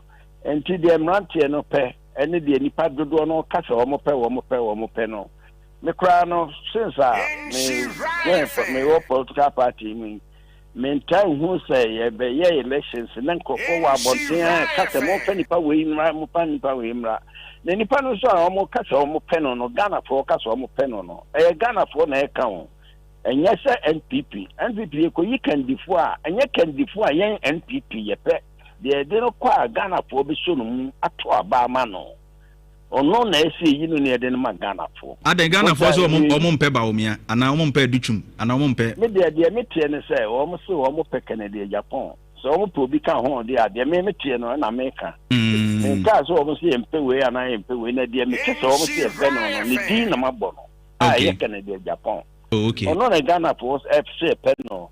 Then fortunately nipa nso ayebo ni din no so no owo party no mu enti me who reason why a party no be reject say nipa no na yakofa obi a sabe empe omo empe say yakofa obi a Ghana for power be sa to abetia se na edi ba omi akoya omo mpa omo to abetia no be sa to abetia nipa no be second time at least or course second time we can show na nimti or be familiar with the people a consistency hu here.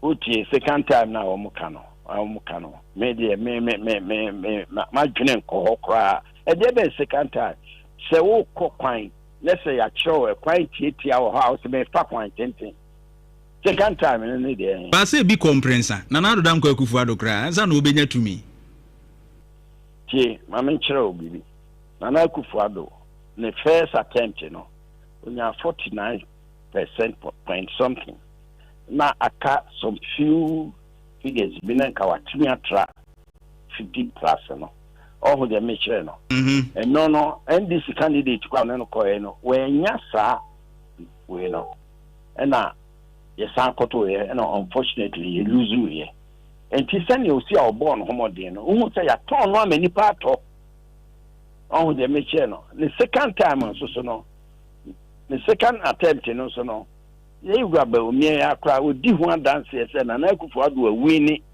ena saa time no ni power e fa kwan bi so na eje we na free ne sem nti no court ko di ho dance no na nipa no ye adwuma no do say na hu say nipa ese na yesi a eko ide nipa no pe no na mistake bi na eba we dey o say ja no akofa for Friday but the mission no but performance no enti na ma ye nyina edi na chi sande no call ye no ohun de mission no and na president Kufuor so almost aboni din no ne ade no say ono so e company no president Kufuor na election na obekọ no that time no na party no misunderstanding kakra ho eti ye be yi president Kufuor no kra no etya ye yi president Kufuor na ka be say 3 months and after be say 2.5 months na ekoye design elections no now any performance and crophobia no mo cry on so mo president for asem na pe o say gabi en papa na yesa ma fa no nko enso cry ye kan enye say obi an contest no sa call through the promise and some crofo contesting the party you know na owura yi die ayet say after crofo no cry ye be contesting no o ma ye bonus ye be contesting no utie kasa o mo kasa ase o ma ye bonus ye be contesting no ye de no kwa ye be san lose so make be bin chow ba umia na nkrofo no boni din na ye nkrofo bi atudi na chise de ba umia no ko no fine na okoye election we probably a 2 time at the vice president. Oh, now I vice president in Prino, Akufado, only no na atnase aye nyina. Na wa wie na se wo koye ade a wo sam security election a. Wa ko na se wa failure security election a. Na wo campaign message ni say adwuma no amene na Akufado ne me party fo no nyina ye form government na adwuma ye no. Government NPP form ya we vice president ya juma ya koye no ya nye ye de wo say ye nso ya nye enti Ghana for emfancho say wo koye juma wa nye ni ye mpie nwotwe we vice president what onipa wa koye vice president am first time ya to aba asan elect mo na wo ni bibi a obeka say adwuma ekoye ni ya nye ni ye ya ni menkofo nyina district chief executives CEO sinu hwa no nyina adwuma ekoye ye no ya nye ni ye na wo san be bisa nipa no a wo ka chom za nye ni ye say ye mpa wo mko fine problem so na ye sa de no he fan ye sa right fine be do be ko na me example say when you patient you see the nine right and yet are affected until ukutwa doctor ukutwa patient in the nine ukutwa the nine or tin and in nine no ye papa no and wetwa not the same doctor as I catch said the enye no kra won san famro no say twa o de beba hobio. Okay, era amankwa beda ase anope listen them say papa. All right, era amankwa a founding member of the MPP and a former Ashanti regional chairman. And yenna ekotwetwe enkomo no and take on the issue say busuaka kai say enchemini era maswell ebetwetwe enkomo wa ha former swami MC na ensemo ha yebedi nkomo ti wo swami a TD ni yebedi nkomo 2025 year high sense and one that here television refrigerators ni nyina manenya high sense chest freezers ni nyina high sense ni yeto auto washing machines amani nyina high sense your water dispensers microwave blenders rice cookers ni nyina obenya bi etumi ato but modern na Kumasi City Mall your showroom no Kumasi Edum Kumasi post office Edum post office Kumasi Tafo ni nyina your branches ni bi wo ho showrooms na obetumi ewrem no akoto bi 0302550000 0302550000 Unia Tesemenkai will say about network and cyber security engineering. One man do from CCTV installation and management, data analytics, online business and e-commerce, design technology, computer hardware, mobile phone technician, software engineering, artificial intelligence, AI, and Nabasu. Nina a fully practical training on the Mawo. Nia Sama certificate alpha baby and a Jiwatum. For 0555 383848 0555 383848. Susan so bar stop take road. Eho ena ubehu omo floral tissues no so that the lumba de no ewe adwa so obetumi ato na bibia koyie pa yesa kai the legendary titobi na bibia koyie tobi tu ka mu na enko fine pa 0242 748469 0242 748469 kai say Activa Insurance e the lady driver no so aba wunya nkwanhia no waprepra na mpukura ne ja bi na ana bibi na ato fie nkwanhia bi ato fie no a ni nyina no wono bebo pa free towing services or the car na say sikwa mu abeboa enhanced third party no enso obi dia bebo car ni mu ate wahwehwe no mu abomoden ama sekai emu amu a ni nyina no enhanced third party cover na be cover personal accident plus and so ho wanya nkwanhia na bia oti anye yi wafiri mu a wayiye na chi kan nyina ne ade nyina no Activa Insurance ebe fa smart covers no and wode ema wo no from sisi auto free number 0800 377 477 0800 377 477 and 0257 370 377 na wono mo enye wo so ma mene honorable entwetwe enkomo Arabi is ya achu. Bibia very fine. As a man who ana would di janko. Oh sir. I get a break.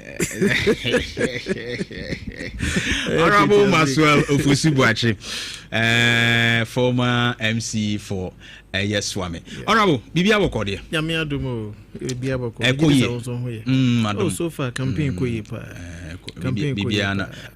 One campaign money. Oh, Dr. Mahmoud Baumia. Sir, I don't present me team. Now, one to the founding member. I can't say. Me offer my menchiano. Me offer my menchiano. Me offer do support about me okranka be me wanwa. Ade. Hey.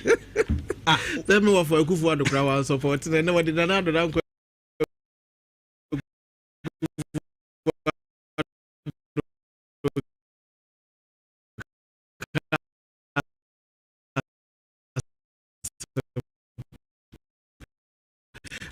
That's it. For the 3 terms in Nina. Said the Mekanda.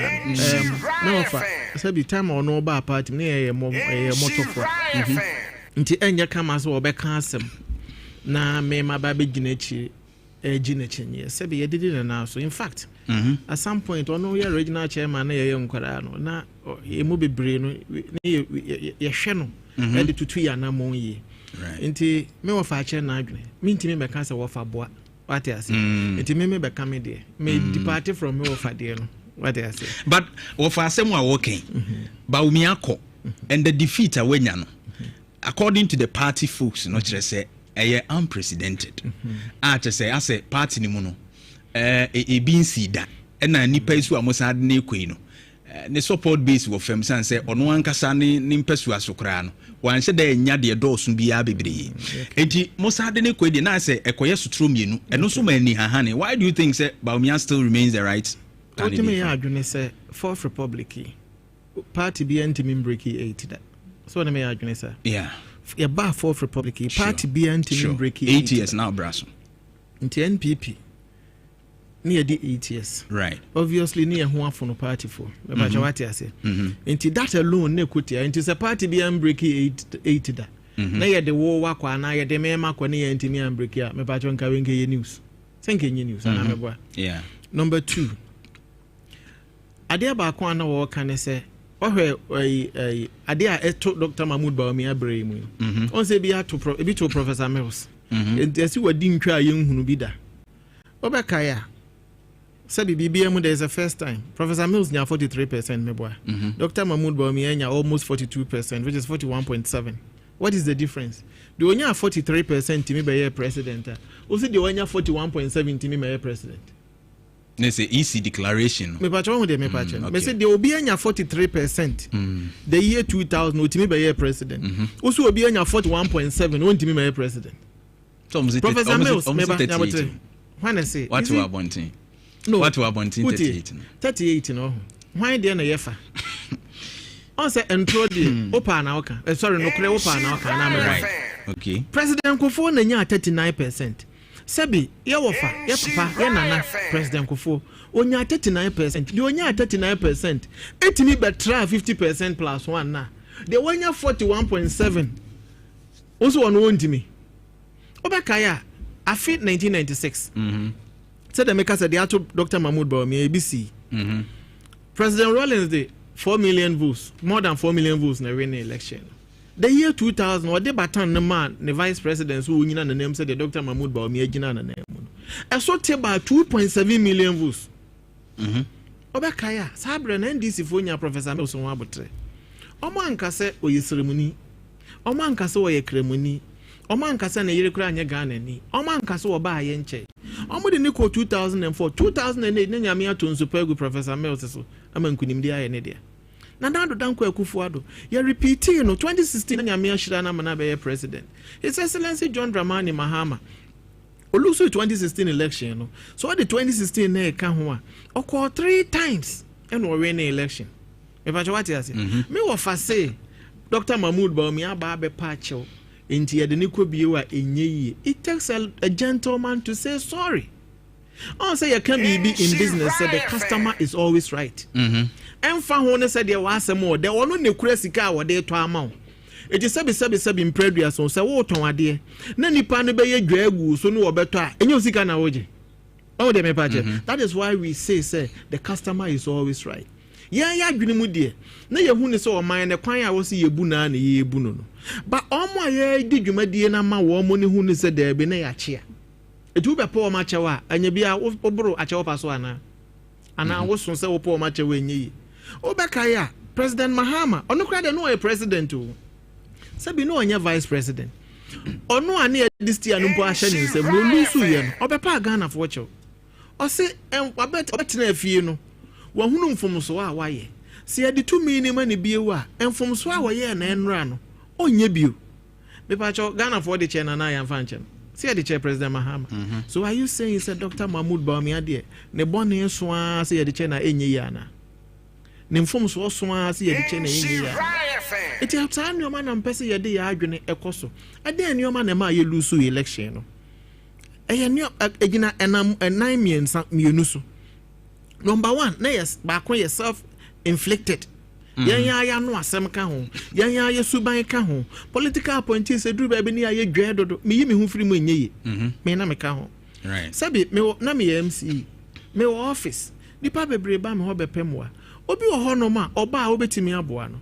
obi wo ho nso a wuntimi moa no de wantimi amoa no so hu mutiri mu denden ye behwe ni nyina nso akwa akoto abeti a Dr. Mahmoud Bawumia nso woni ni mompu ni mpu da bi Akokoa megina fom honom na wo frame honorable man timpo ohu mudwe no ye behwe mu nyina ye bepam ni nyina akoto abeti a wodi mimi hu anchi all political appointees ye nyina ye assess ye ho say your contribution whether direct or indirect a contribute to our loss me wa fa Canada Japan ba bi o bi anyame nhira na mame sabio ono so na no asem bi hae unim ase Ghana for say no kre na wo na ade so na wo kan nyina so ye no nyabotre no kre anu ye o na be kire o na be kire say no kre say ba de o fa economy no me kan skosi ase ni o de fa economy ba mi ma asem kan ye mpo say what can say ma kan ye mpo ma men kan ma asem misro so was the okay na no kre na me ma evidence men kan say do kan ye nya no kre me say ba bi o bi a me chia na nyame nso nhira na mame right and am say ninsem bi o kan ye no nso ko say ye down for me pa what yes right and am can say obekaya 2023 brand wo contest bi no obeka asem bi say NPP for mpanimfo wie sika gu abrochire as if there is no tomorrow na sankrofo we ye didi ame ye mpam wo mo ne yemfa wo no ne mra ana nwoma sa bra no na ye ne ye wura fi say o de o ye no o ye wi ama NDC fo use atia yen. But that time there were perception of corruption. Perception as we speak is still there. It's a sign. No, that if you look at how the government thought to fight it, still not so high. Mami me point remember. Nti obakaya ora matina medu. On say nsem bebre na yen use corruption allegation or level against President Mahama. And you used the year campaign 2016. Nti say matina medu asema no ka na ye right. Say you're right, ye ne yemfa ho. So ora Canada Japan asema wo ka say ye nokre, say nye nokre Ghana fo mfa ho. Ono ni bomochichi anu wo NPP fo nsuo no. Nti obeka sa azemu ya wo ne hwan no akwaji na chinye. Nti ha ye yie na ye de oman na mamo. Mimi tu oman mu minya sika ntua me rent. Me yare mintimi ntua me hospital bills. Now ye de oman amamo. Me ma school fees kra mintimi ntua. Na mu wie sika gu abrochiri. Ebi bedi dia me bi ebu ada de nsuo beto. Mu be kofi. Nana ya kofi ya eden yesi emblem Dr. Mahmoud Bawumia nko a. But they na wo kan na anu yi. They na wo kan na anu yi. They hwan kan na. They na Kennedy kan ya o synchrofu wies kai you are talking about it. And then there have been some, corruption charges. Sikebi a yesi afifa nkrofo na say according to let me land. Attorney General say be about plea bargaining. I be cry will less umbitria sike to say. The scan of my farm umbitria musi. This is indicating say, and someone na Kennedy can say a binum afesikani bino. Omudi sikani biakusi. It does not confirm it say and nay omuji atum say we betria plea bargaining ye betria bi. When ora ato forcing I accept it so obetria sikabia ambulance issues na no man ye kromfo. What's the money from? Or accept it as a plea bargain. Attorney General then reject it. So I accept him and nutria not a no money from for. Say officer okay. What you say? Okay. Obi wa ni dinti ompedede. What you say? Obi say but no a different issue. Granted Krampo say omo ya kromfo. Granted say asumesi me maxo na me minister for asumesi enterprise. And na mawie sika. It is a ma meka Attorney General wa ba nko onye na adwuma na senko be we are can your ma ye lose election asem na making ese ni na dey wo we asika no okay me me minister for asomesi ministry me we asika no okay any Dr. Mahmoud Bawumia how na may lose election your face can mo any the oba back to assembly mu nchine e ma wi ase nyina se Maxwell e wi sika ne Dr. Mahmoud Bawumia how na may lose election. Be truthful. It's so a simple question. To the party. To the party. Me say. There were no battle munchine saying people for years Chicago approach as if there is no tomorrow. Only Dr. Mahmoud Bawumia how may lose election. I can't say so Mahmoud lose election. No, I can't say so Mahmoud lose election because he was speaking the truth. Oh, why do you? No, you're mad him. Because some of the allegations, some of the charges are about a plea bargain, you know, HSA. They say, yes. It would be can say, may come from a certain perspective. Because not Ken, the Abdul Susun say Ken, a Kasama Ghana for. They say the man for Kano, say Ken or Kanokre. Or Kasama Ghana for. And some of the things or can Albert Nahay, number who say what can say, oh, a some more Kafa almost be clear face Kebia, any said no more who can mofa. Ain't no. Your freeze won't say young cans will be a fisker, and as will be uncle plea bagging. Your kind to a happy party. But these things are as we speak. Attorney General Nabeka chose and Crawford for plea bargaining. Okay. And he's an authority. Who is talking about authority? All right. BBI court and I'm right. Plea bargaining, no way, it should be supervised by a judge. Where the people are willing. Oh, me say. And to BBI court, Yemua will be a margin tomb as far as I know. Me pacho what you say. Okay. Said the ones who nim say am no. What press conference statement. Okay. What me convict will be as we speak. Ontimi. Ti dia me try me say. There were no back say nipa bi wi sikagu abrochiri nto ono na ye no. Any Dr. Mahmoud Bawumia what ne ba bi a say you blame me no. They don't blame Dr. Mahmoud Bawumia nko a enye ye. Ye nyina ye ka ho. Ana sa no ma na ye den. See. What the other one, America, I got to a point. I say, change. Ghana doesn't need change. It's change rather than needs Ghana. Now, if you have a colossus like Kennedy Japan, if you have a key figure like Kennedy Japan, as a NPP with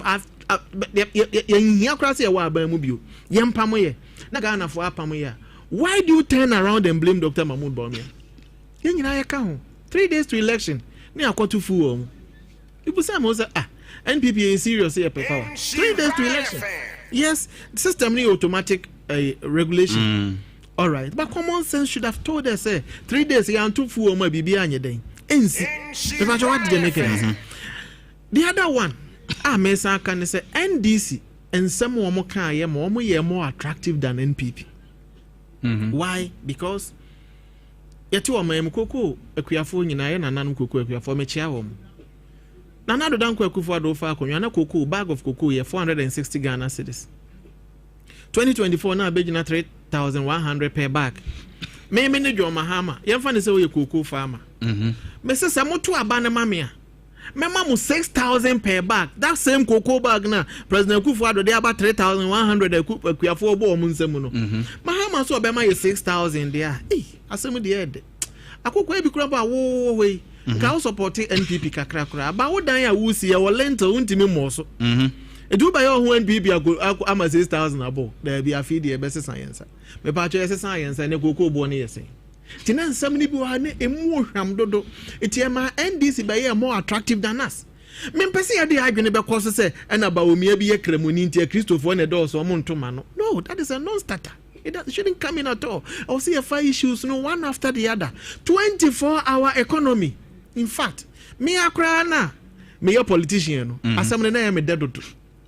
Seriously, adwuma nipa ba akoya ya se ade nipa miensa na ebeye. Really?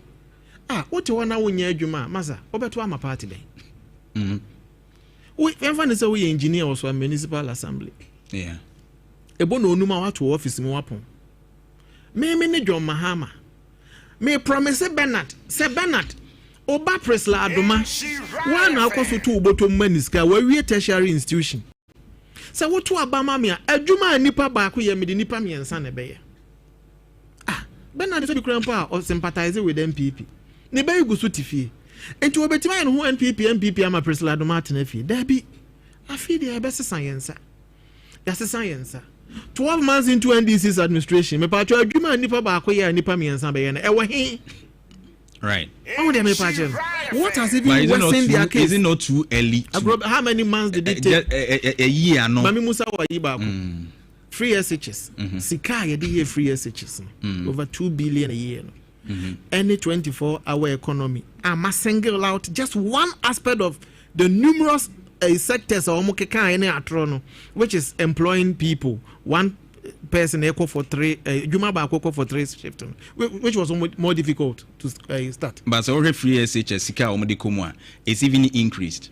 And you're not America. Sunday, I hear you. Now, say, no, would they emphatically know, but and I hear you. Yamama who say, oh, Sika free oil side, no, the Burahu be the source of funding. I know they're done, baby. Population increasing, going to be increasing. Right. You know, that one is automatic. The mention is implementing free SHS, any 24-hour economy, which is better. It took us less than 8 months to do that. So you cannot tell me a Juma no 133 by now say inquire 122. Near was a Juma for bako crack and one. But you know, say it needs infrastructure near that. It doesn't need any infrastructure. So a municipal assembly, Oforikro municipal assembly, one office now we use to say at say wo hanoma. Afeni ebesi ni office for frama host for frama no so betene mana. There be wo no be pon esu be 8 hours no apon na me maba. Na be na daba. Yeah, can jobs in Ibinka like no jobs. Yes, funded the job capacity. No, wait. Akokoa. I know what you say. There be me. Almost say your workforce.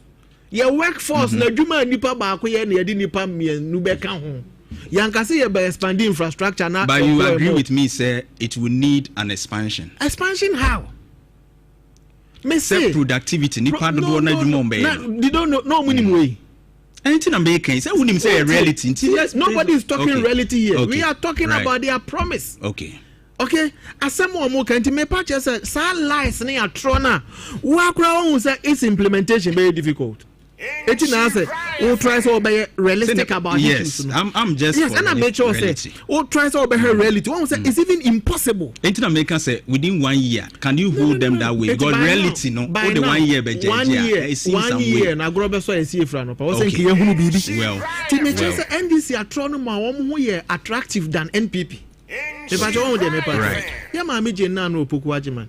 Baby will be a mechia. No, mommy was me penasam say ni hu ni asem. Okay. So when you're typical politician, it will cast some Ghana for some. Me pacho a doom branch of Women's Bank na abi.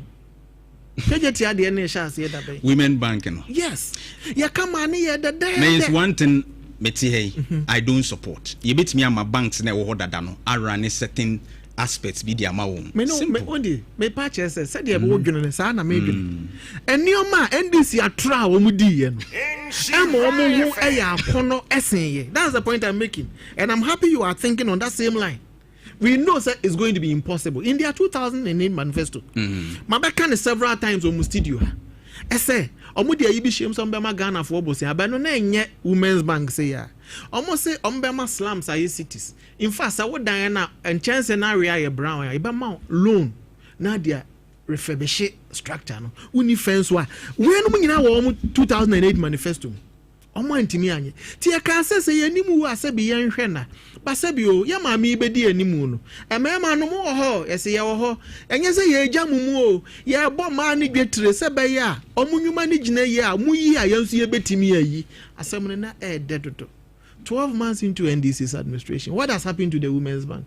And some of Mekasa winning in and say, given the same opportunity, Nipa bebre ho omugina defe same way so to abeti aya. So woman akwanya ni bi wa obese sanensa. Galam say nsuo bo wa say ebo me. Hey, the MPP had 8 years. So. That's the point I'm making. Okay. But Kasa nem say unyanti argument no. Oh, I get you. I get you perfectly. But looking at the period of justification. They say Dr. Mahmoud Bawumia is the problem. Dr. Mahmoud Bawumia is a Muslim. And a Christopher na doors who the neighbor be o ayan to man. But I'm say issues am you lose election. Enti na mama kofa sa anu ma we nyina aba no. Galam say nsuo bo wa o say ebo me. Me pese ye hu say any da so wo ho with Dr. Mahmoud Bawumia. Say sa the neighbor be o. But he was part of the same nobody leadership. Is absorbing him from blame. Okay. Because what we need, obi abeka Dr. Mahmoud Bawumia and who ni asem. But the same pool and I know best selected from. Okay. The same pool na ye ho afono Ghana for. Anameboa. Nti ye kan say em kwoti na fi. Right. Galam say for instance, Sebio ensuo bo wa ase abomi so ma asofo ne te wo mo hungu montene so ana me ka kire mo say ade ana misuro na si de be ye nya aye what you say NDC for say NPP for na ye galamsey ese ukona nado kuromu kura na busu afie ni fie afichire ehọ kura ye galamsey Ghana for civil society for will be a team Ghana for the ho before yensu say ya to abeti NPP ya ba beti na fie me pa cho President Mahama na ye o NDC ni the ministers ye NDC for the DC is nyina ye NDC for me pa cho aden no mo koso ahwa ma NPP for say yensu me busa o aden na bepem ne President Mahama ne na ministers ne appointees mo buso ahwa ma NPP for say yensu say no krese NPP for na ye galamsey enti mo dimenchi wo mo bepem ne the American kwesili say wo bi odi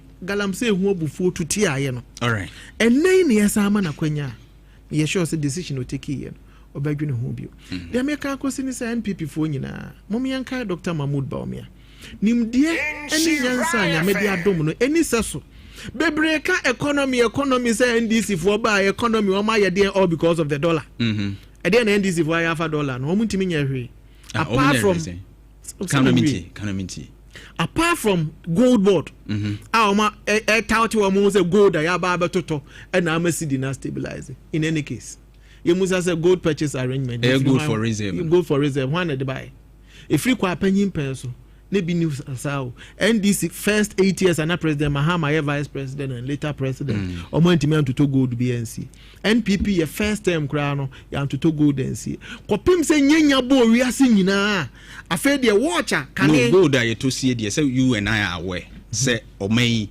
ye reserve gold dada but how the much? Policy itself how much only a reserve but endorse cry near reserve tie eno na near to no cry PMMC is not that bond yesterday and the NMC to gold no let's face that fact all right yeah 8 tons of gold na near one cry na nya deliberate purchase at Bank of Ghana to no ya to no international market but we have a reserve me say na nya 8 tons of gold no na nya reserve it was an international requirement say as part of managing forex no it was so would be me ba what you say it na nya deliberate it is a completely different from what the initiative Dr. Mahmoud Bawumia I don't fault Bawumia there no because a deliberate attempt ye good I support the idea it was a perfect one but what I'm saying is that so we can say no any fees are impact and in this year for dollar no as we speak one more bo mo safo hene say gold board gold o mutoto and a game changer me bo aka kire me and I make sure say sa arrangement ni free Dr. Mahmoud Bawumia ho ebra 2022 bibia bo start say ekosoro because watch we okwa free abrochiri before COVID na ye $50 COVID buy ship bo okosoro enioma nyina bo okosoro nti watch na abeto ni $50 no obeto no $100 now we importer wakoto watch before COVID $100 ubetimi aba beto no pre COVID bo no there be oya sa abeboka enti watch na $50 ukoto no $100 na the bar obviously all importing inflation be cost microphone import car ne bo be cost ti the American question is that is how come inflation could do 54%, dollar almost 17%, inflation dey do 23%. So say na enye kwa eyen hyehyɛ ya America ho asɛm yi dollar so te ya ba bedu 14% no enye kwa eyen hyehyɛ ya America ho asɛm yi to obi e ka economy na nipa ba akoda ye so ema ye hunu say gold is rated in dollars ukra gold that is ukra dollar eti yemfa seed no entoto gold ni yemfa gold no enko adwama so ana yemfa show up ye seed no that is how come your gold reserve deliberately moving from 8 tons to 32 tons. Been see that in the history within that short span. No? What you say? Eti the American question said Dr. Mahmoud Bawumia you be a we nyameche ema wo man Ghana. NPP for Madam Roma. Baby nyame dia ba bedu no. Ye past actually say obi ananim aba eye ballot paper so da bia no. Chances so betimi awin election no high. You see you cause about politicians you know omo popular. Ewa Ghana hapa obe topmost abebo Dr. Mahmoud Bawumia no about President Mahama unim the intra because omo mienu ye start marketing womo from 2008 ya marketing womo over and over again what you say here is the case President Mahama onkobio fancy the situation Dr. Mahmoud Bawumia obi okoto je eyi ne bia ehunu nanim e wa adaka no so NDC fo akoto o ma ba yen yi Dr. Mahmoud Bawumia na NDC fo koyi o Julius Debra me pa cho yetrim yen to aba Julius Debra apart from those me the manu simpacho those of us in the political circles and a yenimo no o ma koyi obi so Haruna Idrusu ana owura atofo na they are not that popular owura asiedu nketia omo nyina Dr. Mahmoud Bawumia currently as we speak atofo in they are working. You seem to see say onye popular, sir. Apart from those of us in the political space, including you, the media, I want us to be real. Can you go to the street? No obusa kwere say why no finance minister or mention at forcing. Apart from those of us, they be stay current and updated. How many of us name at forcing? Obu okra bi kura nya obey finance minister we nimu no. But akura kitwa 6 years kura no. One we obusa say our vice president here why obey Dr. Mahmoud Bawumia. That is the point I'm making. So, you turn woman from 2008. It is President Mahama Nkobiowa. NPP were a big advantage over NDC because they will present a new candidate. Dear Sramo NPP for Mommy Yankai Dr. Mahmoud Bawumia and so bre. Sabi, no more yes or more by Yachen. 2012 ni epe mema ko ama party ni yenhunu wo mu sa time be more refer to Dr. Mahmoud Bawumia nese wono ya akoa no sa bre na dehye ni yenhunu wo mu okay and amakoa no so ne ba power 2016 sabi yesremu ba bi aba bedru no mum ye nyina ye moni chidom dam de manu sikura no me amete ya me kasa ma Bawumia me kasa ye tenten no it doesn't mean say minim nyansa sin obi o support Kennedy Japan ana Brian Champon kwabna je Japan ana Honorable Waduchum dabi omo nyina ye NPP fo enti so bi support wo ma wanya mfom so na emum de make akosi ni se ye de ne kwa ya dwuma be ye mra ma yen e Dr. Mahmoud Bawumia enti come 31st order number 3 muma ye nyina ye ntai na chi ni ye ntoma no na nyame ya adoma ye nim se 2028 nyame nam no so de tumi no e be hye yensa. Right, thank you very much but finally me pese me bisa one se you've been an MC for Swami. Sure. Inti se Dr. Alhaji Mahmoud Bawumia epushiu se ko mpesu yaso. Na fa o modern bobi. Ana se wo legacy bi. Fa ebon to amanoa. Den na beboso se wetumi aye wo. Yentimi nkan yo. Ebi Takwa Rose no community road nye one road community ni roads nyina yata. Macro community roads yata. Abohia Chirase community na nye main road no nko ayata abusuakuru wa proper rose no dodo na ayata agogoso rose yata market we kejete afro market efe wa Ashanti Regency so ame me ma breso ni yesi ba ko so ame market ankasa nso esi kropo sorry first the make say efe na wo police post ni bibia e wo so ame yesi ambulance bay e wo Takwa yesi 12 modern toilet facilities with mechanized borehole. I'm at 12 institutions. I was so I'm including Pentecost SHS, all the secondary schools. All the basic schools. I was so I'm about 12 of them, and I was so I'm aside. Sir, projects here making. Yes, I operationalize Swami clinic. I know my predecessor, Professor Bubi, and the best at but me my brother, I'm about to feed any Akadi Goom, a magazine clinic. O call a Quapranswa, GMPT for BC hospital be my. But my better new magum at to fence wall at a compound no any and also a year juma. Say, oh, it was a wedding. Who's a Dr. Mahmoud Bawumia Sumamia, and you might be campaign. You became foot in once a match. Actually, me no became foot in once because I had a lot. You bring us my influence. All right, Honorable Maswell Fusu Buachi, former MC Swami. And Otin and Kano. Everything I said, he had a about ointment. Bambi da gumba dia ba for bitri. Now we are only in a enco. We upon wapos baby a yabia for bitri 024271 2113 0242712113 Domodene Pepi Pa. Everything I entertain come more shortly. 032208358 83582 na entertain come more shortly. Ubetimi Afria me entertain come more. SG Ghana at the low interest no about Jebesia e wo fempa mabibia ekoye. Hello. Hello. Hello. Mini abeni.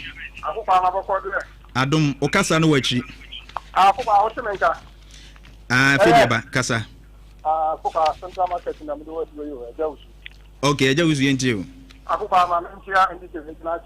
And Chiano de Chian de UF Resusi, There now shortly. One day, Kakra make an say,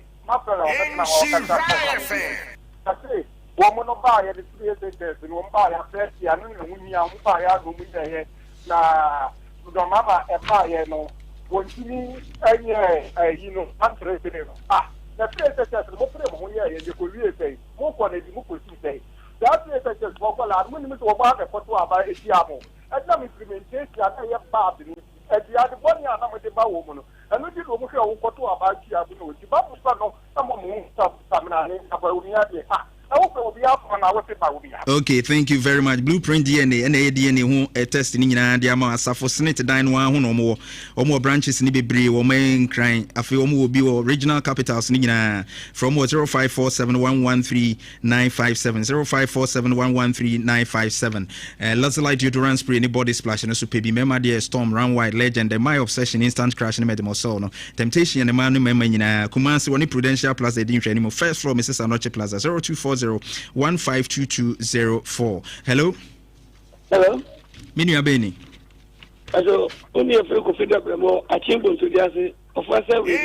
All right, into you, Emilia. You that must let my family.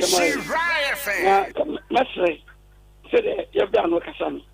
Umain, Yafiaki, Coma, Dr. Mamul, Paumia. It was what they can't come back. So I'm a penny canine and will be uncle back up every Sana, Yen, so look up the association, the baby, and the Mama young tomorrow.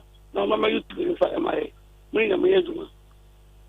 Mensomeda CP Mamenka was Santia Chimrua Bank the P self number. A bedroom a Fujina Monco controller and accountant general department in Pia Kafa. We guarantee SMBN commitment fee BNM.